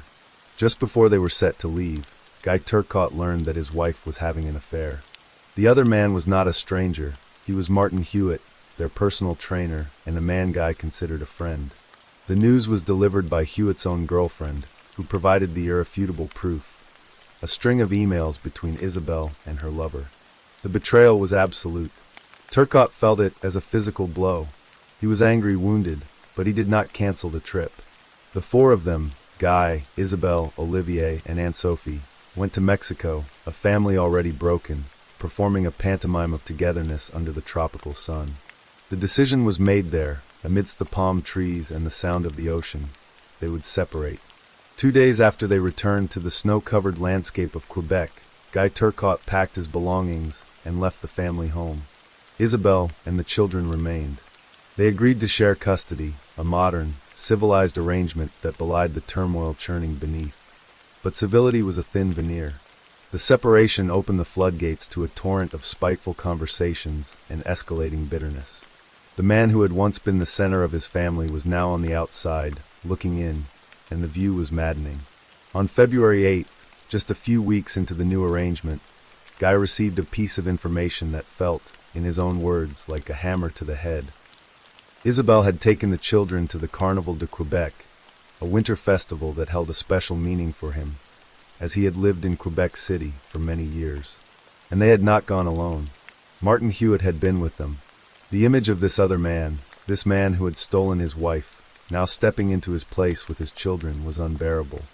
I could not accept that Martin spent time with my children, as if I was being replaced, he later testified. The next day, the wound was torn open further. A former neighbor casually informed him that on the very day he had moved out, Martin Hewitt had spent the night at the house. He had been staying there almost every night for the past 2 weeks. The information, Turcotte said, made him flip. The sense of replacement was no longer a fear. It was a reality. His home, his bed, his family, they were being occupied by another.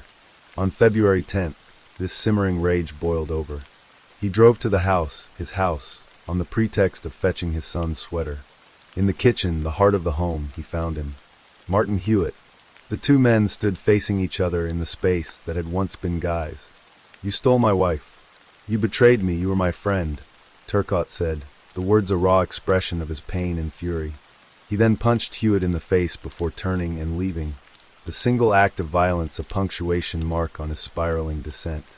The following days were a slow burn of agony. The man who was used to being in control was losing his grip on everything that mattered. He was a cardiologist who could no longer regulate the frantic, painful rhythm of his own life.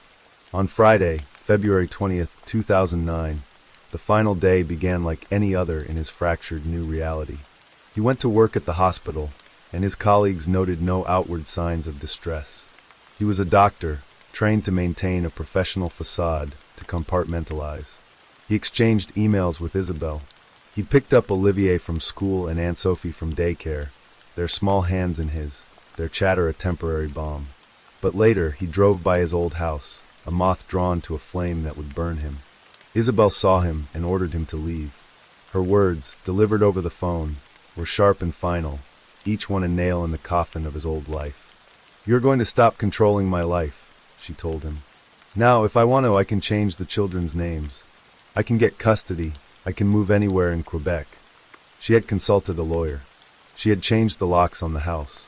For Turcotte, this was not just an assertion of her independence. It was a declaration of war. The threat of losing his children, of having their very names changed, was a terror beyond comprehension. He felt it as a profound attack. His response was cold and clipped. If she wanted a war, she was going to get it. That night, alone in the rented house in Piedmont that was now his home, the facade crumbled completely. The children were asleep in their beds, blissfully unaware of the storm raging within their father. He felt dejected, a hollowed-out man. The tears he had held back for so long began to fall. He sat in the sterile quiet of his temporary life and opened his laptop. He began to read old emails from Isabel, messages from a time when things were different, and then from times when they were falling apart. Each word was a fresh injury, further disheartening him, reinforcing his sense of loss and failure. He wanted to die. The pain was too great, the future a black void. He turned to the cold, impersonal logic of the internet, searching for methods to commit suicide. The thought of ending his own life became a singular, desperate focus. He found what he was looking for: windshield washer fluid. The blue liquid, filled with poisonous methanol, promised a final escape. He went to the garage and brought the container inside. But as he contemplated his own death, another thought, twisted and terrible, began to form in his mind. A thought born of a distorted, sick love. If he was gone, who would find him? His children, Olivier and Aunt Sophie. They would wake up in the morning and find their father's body. The image was a horror he could not bear. He decided, in that moment of profound mental breakdown, that he had to spare them that pain. He had to take them with him. He recalled standing in Olivier's room. The knife was in his hands. He stabbed his son. The small boy cried out, a single word of protest and disbelief. "No." He tried to move away. In that moment, Turcotte testified, he realized he was hurting him. The realization brought not a halt, but a surge of panic. He stabbed him again, and again, and again, a frantic, desperate violence born of a mind that had shattered. 27 times. He had a similar, nightmarish memory of his daughter's room. The same frenzied attack. 19 times. He saw himself in the bathroom afterward. He drank the blue windshield washer fluid, the act of suicide now an epilogue to a crime he could barely comprehend. His hands were covered in blood. He had hurt his children. He looked for the knife to stab himself in the heart, to finish what he had started, but he couldn't find it. He collapsed, the poison and the horror overwhelming him. He crawled under his bed, a wounded animal seeking a dark, hidden place to die. The next morning, Saturday, February 21st, Guy Turcotte's mother grew worried. She had spoken to her son the night before, and he had expressed suicidal thoughts. She called 911. 2 police officers were dispatched to the rented house in Piedmont for a wellness check. They entered the home and were met with an unnatural silence. Then they found them, the inert bodies of 2 small children, a boy and a girl, in their beds. The scene was one of unimaginable violence.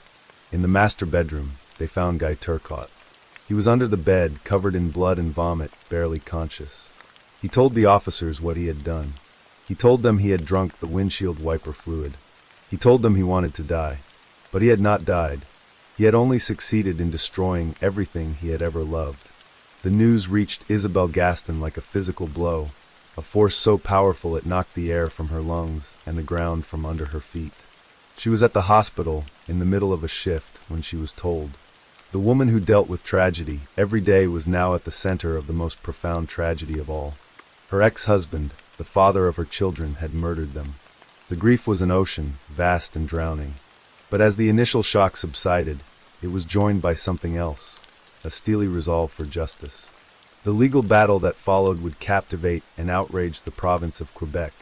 Guy Turcotte was charged with 2 counts of first-degree murder. His trial began on April 12, 2011. The core of his defense was not that he hadn't killed his children.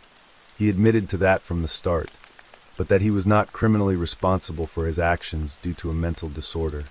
His lawyers argued that at the time of the killings, Turcotte was suffering from an adjustment disorder with anxiety and depressive moods, a mental state so severe that he was unable to form the intent to kill. He was a man pushed beyond his breaking point by the collapse of his marriage, the loss of his family, and the fear of being replaced. A defense psychiatrist, Dr. Dominique Bourget, testified that Turcotte was suffering from a major mental illness that made him incapable of telling right from wrong. Another expert, Dr. Louis Morissette, argued that Turcotte killed his children to prevent them from the trauma of finding his body, a decision that was the product of a sick mind, not a malicious one. The defense painted a portrait of a man so consumed by suicidal despair that he had lost all contact with reality. The Crown prosecutor, René Verret, presented a starkly different narrative. This was not a story of mental collapse, but of calculated revenge. Verret argued that Turcotte was a man in control, a narcissist who deliberately killed his children to punish Isabelle Gaston for leaving him. The prosecution's experts countered the defense, stating that while Turcotte was certainly suffering from an adjustment disorder, this type of disorder does not cause a person to lose the ability to reflect or understand the consequences of their actions. The timing of the methanol ingestion became a crucial point of contention. Turcotte and his defense team insisted he drank the windshield washer fluid before the killings, in a genuine suicide attempt, and that the decision to kill the children came after. The Crown argued the opposite. Verret pointed to the evidence. Blood was found on the washer fluid containers, suggesting he had handled them after the stabbings. A medical assessment on the night of his arrest concluded that he had ingested the poison no more than 90 minutes before arriving at the hospital, after the children were already dead. This, the Crown contended, was not a suicide attempt that led to murder, but a murder followed by a half-hearted attempt to feign suicide. On July 5, 2011, after a long and harrowing trial, the jury delivered its verdict. They found Guy Turcotte not criminally responsible by reason of a mental disorder. A wave of shock and outrage swept through Quebec. To many, it seemed that a man who had admitted to stabbing his 2 children a total of 46 times was, in essence, getting away with murder. Isabelle Gaston was devastated. The justice system had failed her children. Turcotte was sent to the Philippe Pinel Institute, a psychiatric hospital in Montreal. In 2012, after just over a year of treatment, he appeared before a mental health review board and declared himself ready for release. He said he felt less shame, less guilt, had more self-esteem, and was no longer a danger to anyone. The board agreed, and he was released, a decision that poured salt on the open wound of public opinion. But the legal story was not over.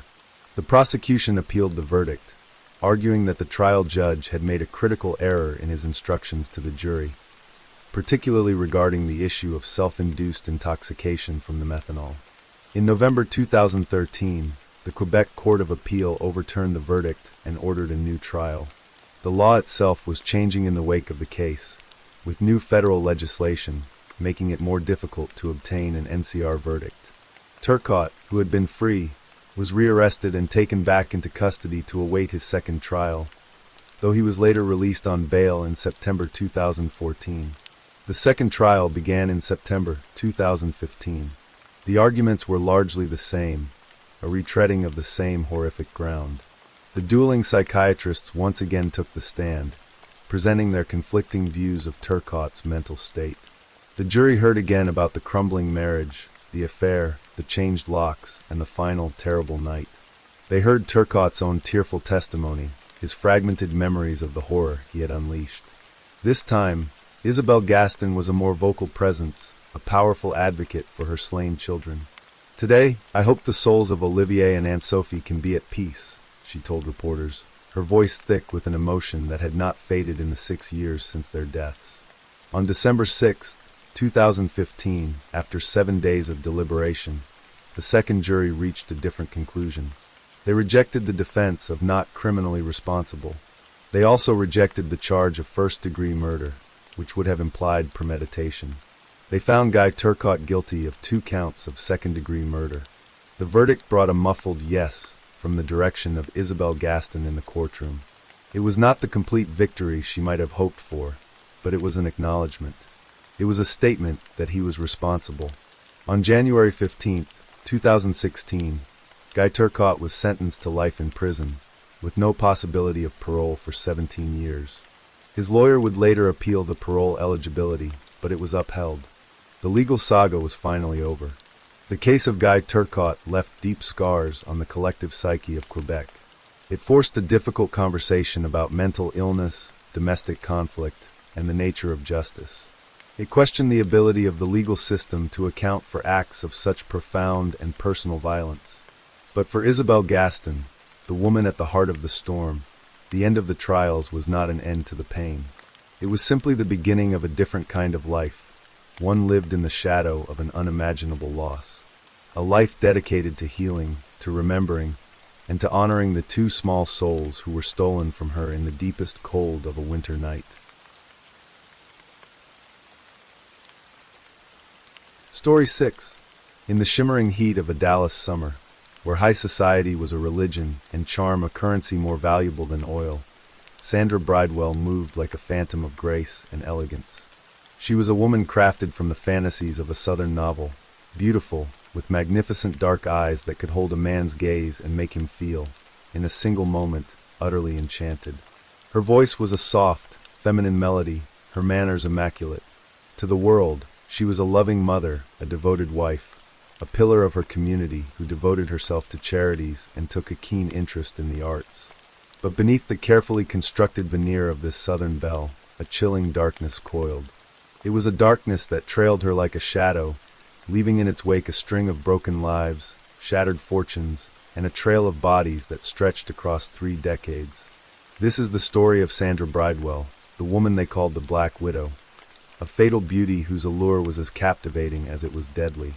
Her story begins not in the opulent drawing rooms of Highland Park, but in the quiet, middle-class landscape of the mid-20th century. Born in 1944 in Sedalia, Missouri, she was given up as an infant by her natural parents and adopted by Arthur and Camille Powers. Her early life was marked by a foundational tragedy. When she was just 3 years old, her adoptive mother was killed in a car accident. Her father, the manager of a Dr. Pepper bottling plant, eventually remarried and moved the family to Oak Cliff, Texas, a suburb of Dallas, where he took a job selling cemetery plots. The move did not bring stability. Sandra's relationship with her stepmother, Doris, was a landscape of conflict. To friends, she would later recount stories of a childhood steeped in emotional neglect, of being locked in closets, of a birthday party where no one came because, she claimed, her stepmother forgot to mail the invitations. Doris, she said, would tell her she was unwanted, that she had no friends. Whether these stories were true or the first blossoms of a lifelong talent for self-serving fiction, they formed the core of the narrative she presented to the world, that of a beautiful, wounded creature deserving of sympathy and protection. She was, as one friend would later put it, a Cinderella figure, always waiting for a prince to rescue her from the ashes of her unhappy youth. She graduated from Kimball High School in 1962, a pretty but largely unnoticed girl who did not appear in her senior class yearbook. But as she moved into her early 20s, she began to cultivate the persona that would define her life. She instinctively knew what men wanted. While her peers were reading movie magazines, Sandra was absorbing Southern living, learning the arts of the sophisticated hostess, mastering the recipe for flaming plum pudding. She had, a friend recalled, a ladylike, poor helpless me routine that men found irresistible. Her ambition was a quiet but ferocious fire. She was determined to marry into money. The life of a Dallas socialite, with its country club lunches, charity balls, and European travels, was the world she craved, and she pursued it with a single-minded focus. She developed a habit of lying about her past, creating a more glamorous backstory for herself. To some, her parents were Irish aristocrats. To others, she claimed to have attended universities where she had never enrolled. She told one early friend that a beautiful, landscaped home in a wealthy part of Oak Cliff was where she grew up, a lie that was exposed when the friend had to visit her actual, much more modest family home. But the lies were often told with such conviction, such disarming sweetness, that people, especially men, chose to believe. In 1967, her prince arrived in the form of Dr. David Stiegel, a handsome, ambitious young dentist. Like Sandra, David had aspirations. He didn't want to be an ordinary suburban dentist. He wanted to be the society dentist of Dallas, specializing in full-mouth reconstructions for the city's elite. He had studied in Los Angeles, learning the ways of Hollywood dentists, and he had a taste for Cadillacs, big houses, and pretty women. Sandra, with her beauty and burgeoning sophistication, was the perfect complement to his ambitions. After a whirlwind 6-week courtship, they were married. They settled into the upscale world of Dallas society with an almost desperate eagerness. Sandra was a natural. She was a brilliant hostess, throwing lavish dinner parties where no detail was overlooked. She joined the right church, St. Michael and All Angels Episcopal, and became the cookbook chairman. She was creative, perceptive, and utterly charming. David, a quiet man by nature, was led through the social world by his wife, and it paid dividends for his practice. His income tripled. They moved into a fine home in the Greenway Parks neighborhood and immediately began expensive renovations. They hired a live-in maid, had their groceries delivered from the chicest store in town, and dressed in the finest clothes. But their grasp exceeded their reach. They were living the life of Dallas's old money crowd, but they didn't have old money. They were drowning in debt. Sandra's taste for fine art and expensive antiques was insatiable. She paid a renowned interior designer $35,000, an astronomical sum at the time, to decorate their home. David was forced to borrow a substantial amount of money from his father to pay down their bills. The pressure was immense. By 1974, their marriage was in turmoil. In February 1975, the strain became too much for David Stiegel. Sandra claimed she found him in a closet, holding a gun to his head, and talked him out of it. But it was only a temporary reprieve. A few weeks later, on a cold winter morning, David was found dead in their bed. He had slashed both of his wrists, and he had a .22 caliber gunshot wound to the head. The Dallas County Medical Examiner ruled his death a suicide. Sandra was now a widow. If she was devastated, she hid it well. She quickly collected the life insurance money, sold David's dental practice, and began dating again. She was still beautiful, still charming, and now she was a tragic figure, a young widow with 3 small daughters to raise. Wealthy, powerful men were drawn to her story. A little more than 3 years after David's death, she was married again, this time to Bobby Bridewell, a well-known and much-loved Dallas developer who had conceived the luxurious mansion on Turtle Creek Hotel. With her marriage to Bobby Bridewell, Sandra's ascent into the highest echelons of Dallas society was complete. Bobby adopted her 3 girls, and they made their home in Highland Park, the wealthiest and most exclusive neighborhood in Dallas. For a time, it seemed she had finally achieved her life's ambition. But tragedy, or something that looked like it, was never far behind her. In 1980, just 2 years into their marriage, Bobby was diagnosed with terminal lymph cancer. As her husband fought for his life, Sandra's behavior grew increasingly strange. She threw herself into a massive remodeling of their home, forcing the ailing Bobby to move in with a friend. He would never return to the house he had shared with her. He died 2 years after his diagnosis, in 1982. Sandra was a widow for the second time. During Bobby's long illness, Sandra had become intensely close to his oncologist, Dr. John Bagwell, and his wife, Betsy. Betsy Bagwell was a kind, sympathetic woman, known for befriending her husband's patients and their families. After Bobby's death, Sandra began to call Betsy my new best friend. She seemed to depend on the Bagwells for everything, but the friendship soon became suffocating. Sandra was a constant, demanding presence in their lives. She showed up unannounced at their vacation home in New Mexico. There were incessant phone calls, frequent requests for childcare. The Bagwells, growing weary of her smothering attention, tried to create some distance. Dr. Bagwell, after a suspicious incident where Sandra claimed her car had stalled and lured him from his home only for the car to start immediately for a police officer, angrily told her to get out of their lives. He told his wife to stay away from her, but Sandra would not be deterred. On a Wednesday in July of 1982, just 2 months after Bobby Bridewell's death, Sandra called Betsy. She was upset, she said, about a letter she had supposedly found, a letter that suggested Bobby had been having an affair. Betsy, though wary, was drawn back in by the drama. Later that day, Sandra called again. Her car had stalled at a church, and she needed a ride to Love Field Airport to pick up a rental car. Betsy, a woman who found it hard to say no, agreed to help. The exact sequence of events that followed remains a mystery, shrouded in Sandra's conflicting accounts.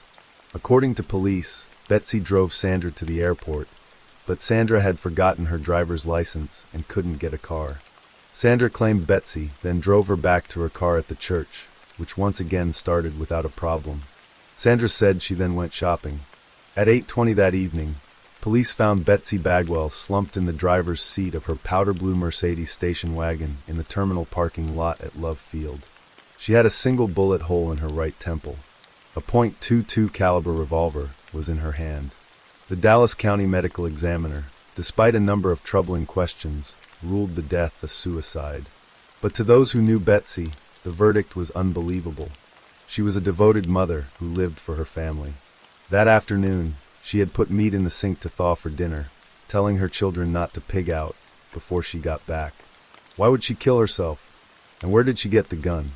It was a stolen Saturday night special, a cheap pistol registered to a deceased man from Oak Cliff. How would a Highland Park mother with no experience with firearms come to possess a stolen handgun? And why was there no suicide note? The last person reported to have seen Betsy alive was Sandra Bridewell. The whispers started then, quiet at first, but persistent. In the gossipy, interconnected world of Highland Park, people began to wonder. As always, Sandra moved on. 2 years later, in June 1984, she was in her yard when a handsome, 29-year-old man named Alan Rarig happened to drive by.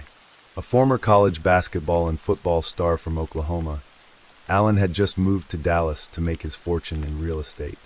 He pulled his Ford Bronco over to ask if she knew of any apartments for rent. She didn't, but she offered to help him look. Within weeks, they were inseparable. Alan was smitten. Sandra, then 41, told him she was 36. She charmed him. She introduced him to her children, who began to show up at his office unannounced. Then, in the fall of 1984, she delivered the news that would seal his fate. She was pregnant with his twins. It was a lie of breathtaking audacity. 7 years earlier, Sandra had undergone a hysterectomy. But she had gained some weight, and Alan, in love and with no reason to doubt her, believed the woman who was showering him with affection. In December 1984, feeling the pressure of impending fatherhood, Alan Rarig married Sandra Bridewell. The pregnancy, of course, could not last forever. In February 1985, Sandra made a tearful call to her new husband. She had suffered a miscarriage. Alan was devastated. The foundation of their marriage, built on a lie, began to crumble. Alan soon discovered what Sandra's previous husbands had learned. She had an insatiable appetite for luxury. She pushed him to make more money, to take out a large life insurance policy. He complained to friends that she spent $20,000 a month. By November 1985, just a year into the marriage, they separated. Alan moved in with a friend, convinced he needed to end the relationship. For several weeks, they didn't see each other. Then in early December, Sandra called. She asked Alan to meet her at a storage facility where they had put some of their belongings. He agreed. It was the last time anyone who knew him saw him alive. A short time later, Alan Rarig was found slumped over in his Ford Bronco. He was not in Dallas. The car was parked near the airport in Oklahoma City. He had been shot multiple times in the head and chest. It was clear his body had been driven there after the murder. The Oklahoma City Medical Examiner ruled his death a homicide, and the Oklahoma City police had only one suspect, his estranged wife, Sandra Bridewell. Her behavior in the aftermath was a study in cold detachment. When first questioned by police, she was almost playful, coy, before becoming completely uncooperative, refusing to let investigators speak to her or her daughters. She scrimped on Alan's funeral, choosing the cheapest casket available and convincing friends to pay for the burial. She was late to the service, arriving at the last minute dressed to the nines in a spectacular mink coat. She could afford it. Alan's death had put a $220,000 life insurance policy into her bank account. The Rarig murder, combined with the whispers about Betsy Bagwell and David Stiegel, turned the tide of Dallas society against her. In 1987, magazine published a long, detailed exposé titled The Black Widow.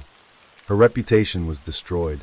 Less than a year after Allen's death, Sandra Bridewell packed up her children and fled Dallas for good, relocating to the serene, wealthy community of Belvedere in Marin County, California. She had escaped the gossip of Dallas, but she had not escaped herself. She was a woman who lived on charm and deception, and she brought her skills to a new coast. In California, she cycled through a new round of wealthy men, suckered in by her story of a trust fund she was about to inherit. One man loaned her $23,000. Another gave her over $70,000 from his pension. Neither was ever repaid. But as the stories from Dallas began to follow her, her welcome wore out. By the early 1990s, she had changed her name to Camille Bridewell and left California. She drifted across the country, from a ritzy apartment in Boston paid for by a boyfriend, to Connecticut, to Hawaii. Her cons evolved. She began using the social security numbers of other people, including her own children, to take out credit cards and rack up huge debts, destroying their credit in the process. As she aged and her physical beauty began to fade, her methods shifted. She turned from seduction to religion. She reinvented herself as a missionary, a devout woman who traveled the world working with orphans. In Alabama, she befriended the owners of a motel who, despite her inability to pay, gave her food and money. In Atlanta, using the name Bridwell, she convinced a woman from church to split the rent on an expensive condo, then left her new roommate to pay for everything while she supposedly waited for her trust fund to come through. In 2006, now in her early 60s, she surfaced in North Carolina at a new church, using the name Camille Bowers. That September, she moved in with Sue Mosley, a 77-year-old widow who lived in a $1 million home on the Carolina coast. She struck a deal with Mosley's son, Jim. In exchange for managing the housework, she would receive free room and board. She quickly integrated herself into the community, singing in the church choir and giving talks to women's groups about her missionary work in India and China. Churchgoers, impressed by her stories of service, gave her love offerings. Meanwhile, she was systematically taking over Sue Mosley's life. She collected tax records, rerouted the elderly woman's social security payments, siphoned off mortgage money, and used Mosley's bank account to pay for spa treatments and expensive shoes. She answered the phone, grabbed the mail, and even brought Mosley her medication at night. But Jim Mosley grew suspicious. His mother's new housemate was too possessive, too interfering. In early 2007, he came across a newspaper story from the Dallas Observer Online that chronicled the strange, dark life of a woman named Sandra Bridewell, also known as Camille Powers. The woman in the story was the same woman living in his mother's house. Working with the police, Jim set up a sting.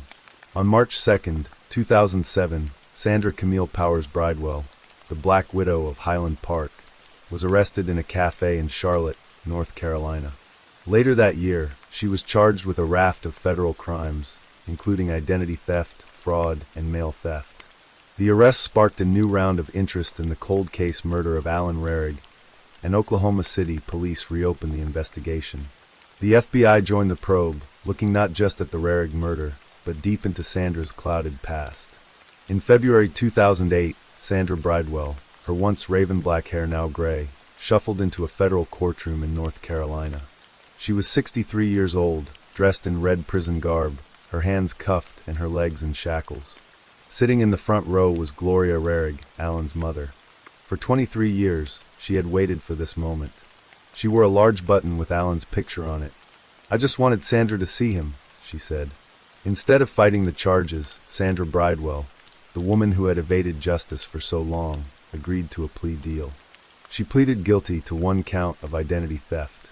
That September, she was sentenced to 2 years in prison and issued a $250,000 fine. She was ordered to pay a little over $1,600 in restitution to the Mosley family. It was a small, almost insulting measure of justice for the families of the men who had died in her orbit. She had left a trail of ruined lives, grieving families, and unanswered questions, but in the end, she was convicted not as a murderer, but as a common thief. After serving her sentence, she was released, disappearing once more into the fabric of the country. Sandra Bridewell, the fatal beauty, the woman who turned charm into a weapon and tragedy into her trademark, remains a free woman, her darkest secrets buried with the men who loved her.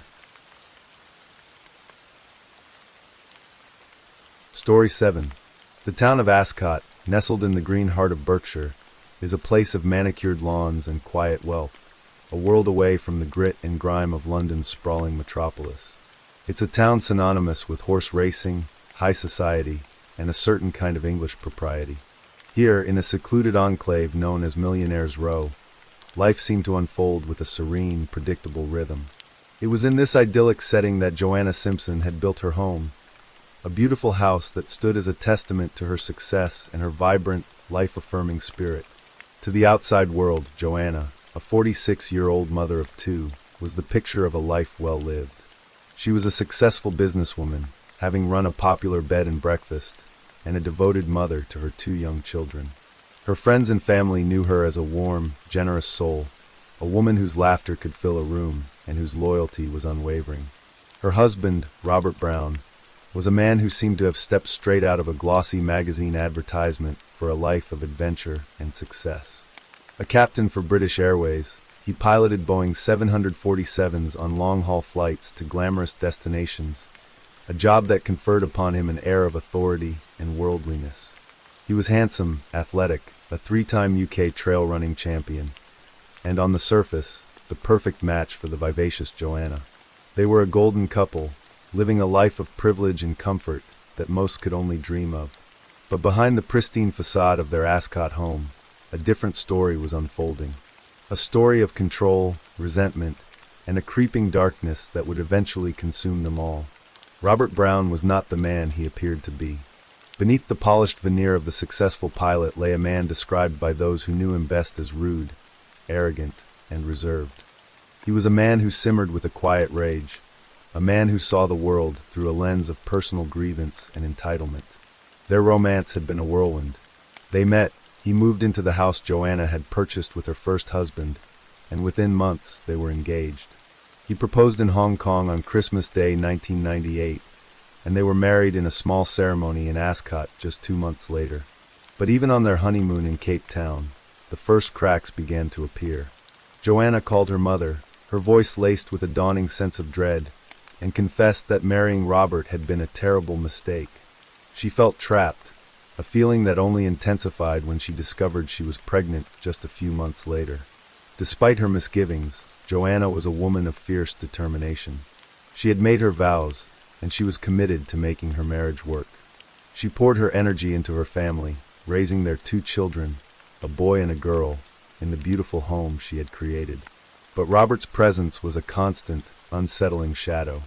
He was often away on long-haul flights, and Joanna's friends noticed how much more relaxed and happy she was when he was gone. When he was home, the air was thick with tension, his controlling nature casting a pall over the household. The root of much of this tension was financial. Before they married, Joanna's father, a shrewd and protective man, had insisted they sign a prenuptial agreement.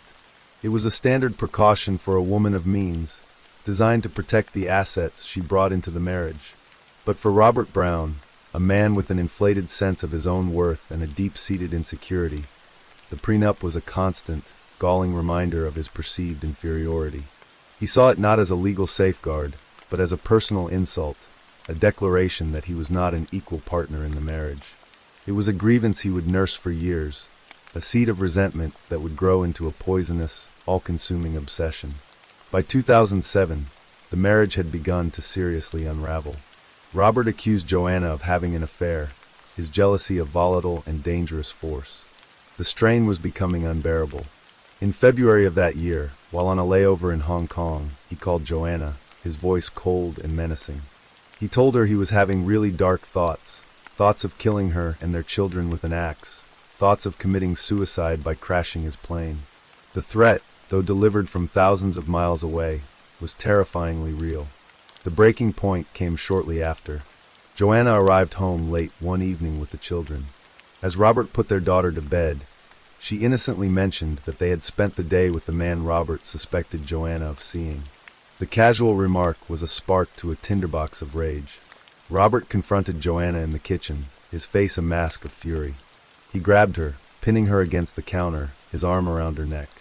In his other hand, he held a knife, the cold steel pressed against her chest. In that terrifying moment, Joanna knew her marriage was over. She managed to talk him down, her voice calm despite the terror coursing through her. She told him she could no longer be with him, that she had to leave. His response was a chilling ultimatum. She could leave, but she could not take the children. The next day, she fled to the Isle of Man, to the safety of her mother's home.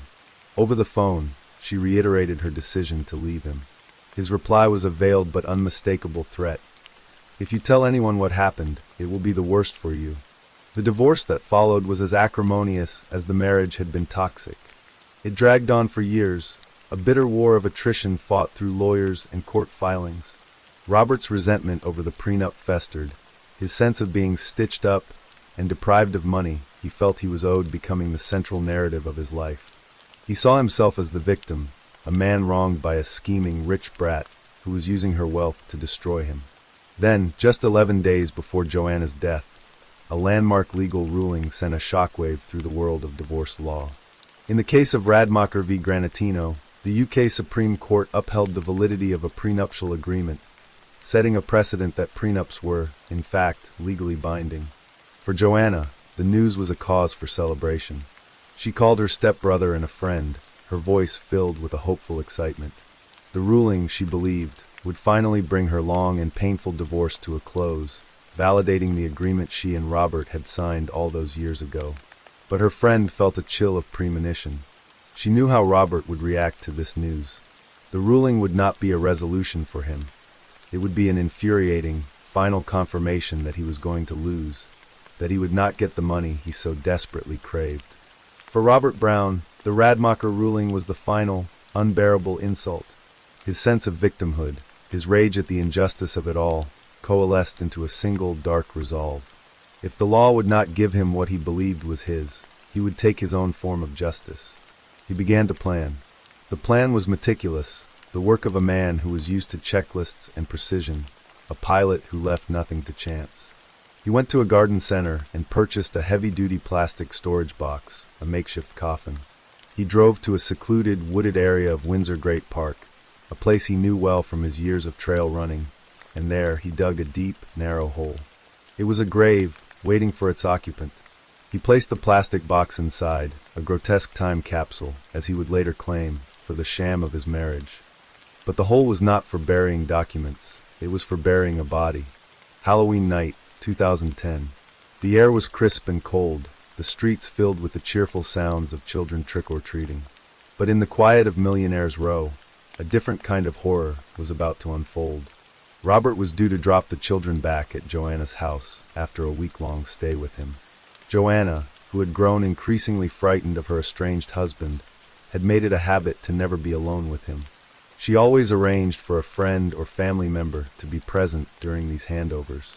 But on this night, for some reason, her friends were not there. She was alone. Robert arrived, the children running ahead of him into the warmth of the house. At the front door, the final, fatal argument erupted. The details of what was said are lost to the silence of the grave, but the outcome was one of savage, unrestrained violence. As their two children, aged just 10 and 9, cowered in the playroom, Robert Brown took a claw hammer he had hidden in his daughter's school bag and bludgeoned his wife to death. He struck her again and again, at least 14 times, the blows delivered with a heavy force that crushed her skull. She had raised her hands in a desperate, futile attempt to protect herself, the defensive wounds on her arms a silent testament to her final, terrifying moments. The aftermath of the murder was as cold and calculated as the planning that had preceded it. There was no panic, no remorse. There was only the methodical execution of a plan. As his children listened from the playroom, Robert wrapped Joanna's body in plastic sheeting. He went to the master bedroom and removed the CCTV unit from a cupboard, erasing any digital record of his crime. He then carried Joanna's broken body to his car and placed her in the boot. He told his children to get in the car and drove them to the house of his pregnant girlfriend, a British Airways cabin crew member with whom he had started a relationship during the divorce. He dropped them off, his demeanor calm, his actions betraying nothing of the horror he had just unleashed. Then, Under the cover of darkness, he drove to Windsor Great Park, to the secluded spot where he had dug the grave. He took Joanna's body from the car and placed it in the plastic box he had buried days earlier. He covered it with earth, burying his wife in the cold, dark ground. He also buried the hammer and the CCTV unit, erasing the tools of his crime. He turned off his mobile phone and drove away, a free man who believed he had committed the perfect murder. The next morning, November 1st, 2010, Robert Brown made a phone call. It was not a confession, but a carefully worded, self-serving statement. He called the police and requested an appointment to discuss a serious domestic incident. The call, with its chillingly vague language, raised immediate concerns for Joanna's welfare. Officers were dispatched to her home in Ascot. They forced entry and were met with a scene of carnage. There was blood everywhere, splattered on the walls, pooled on the floor. But there was no sign of Joanna.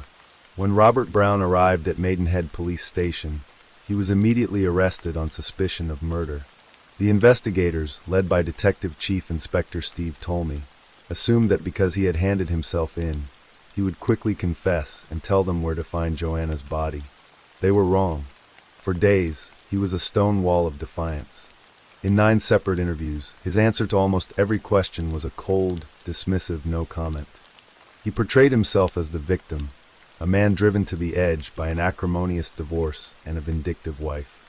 He cited the prenup, his voice filled with a self-pitying rage, as the source of all his troubles. It was the investigators realized his motive. The breakthrough came on the 3rd day of his interrogation.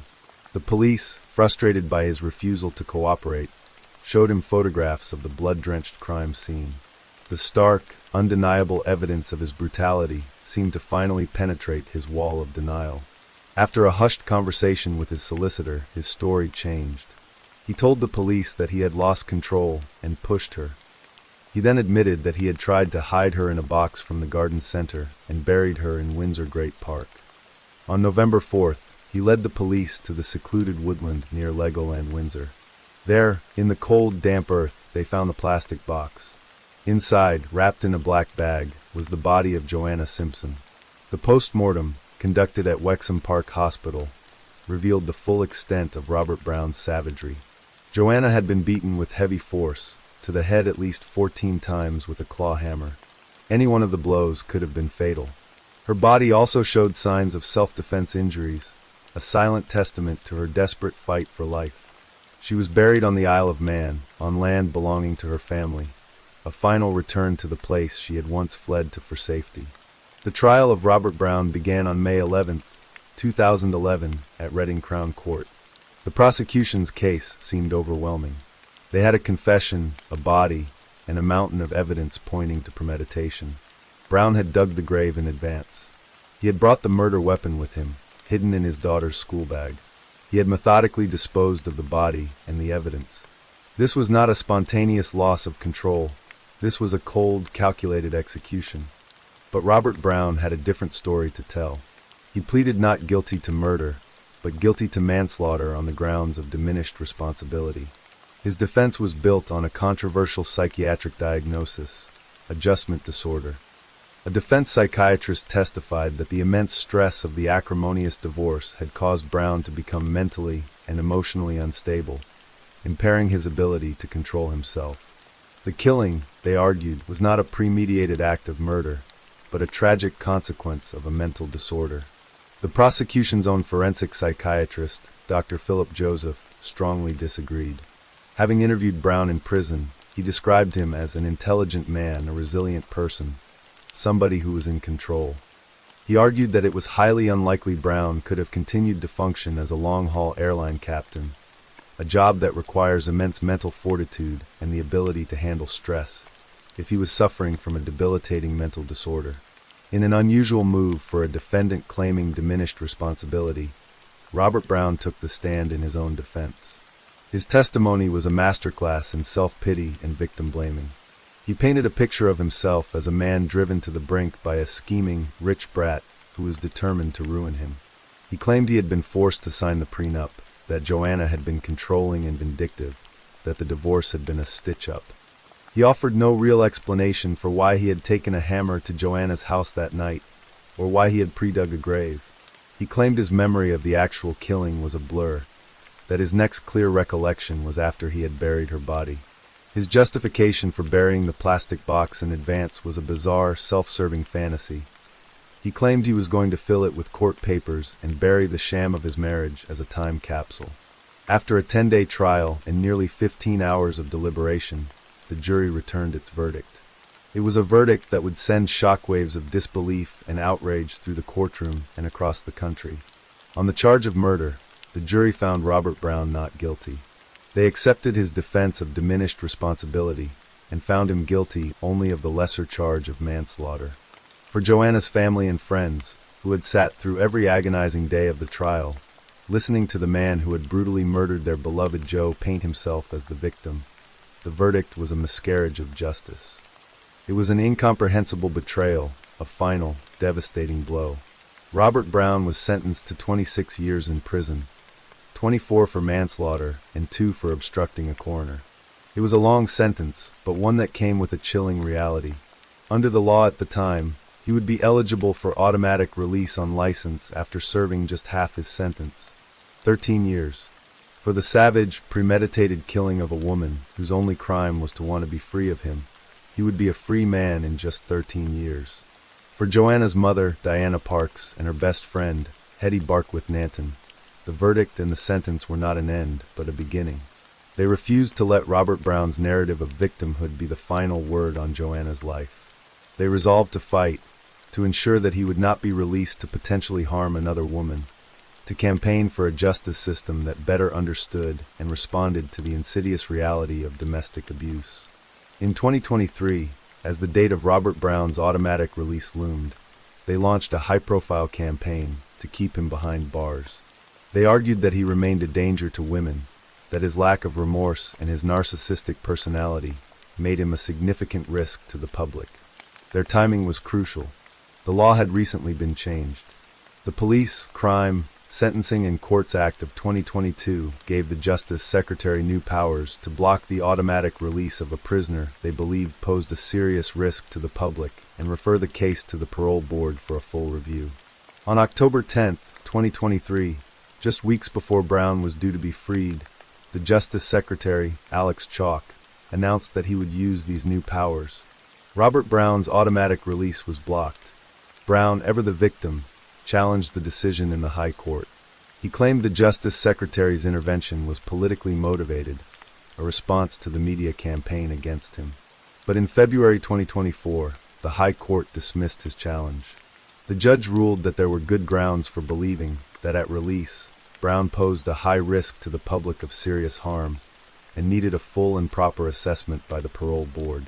The case of Joanna Simpson is a story of a life brutally cut short, of a justice system that failed to see a premeditated murder for what it was.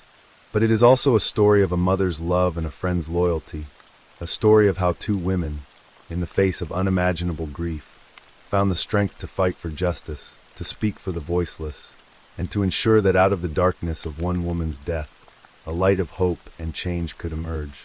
Joanna's life was not defined by her death, but by the love she inspired, a love that continues to fuel the fight for a world where no other woman has to suffer her fate.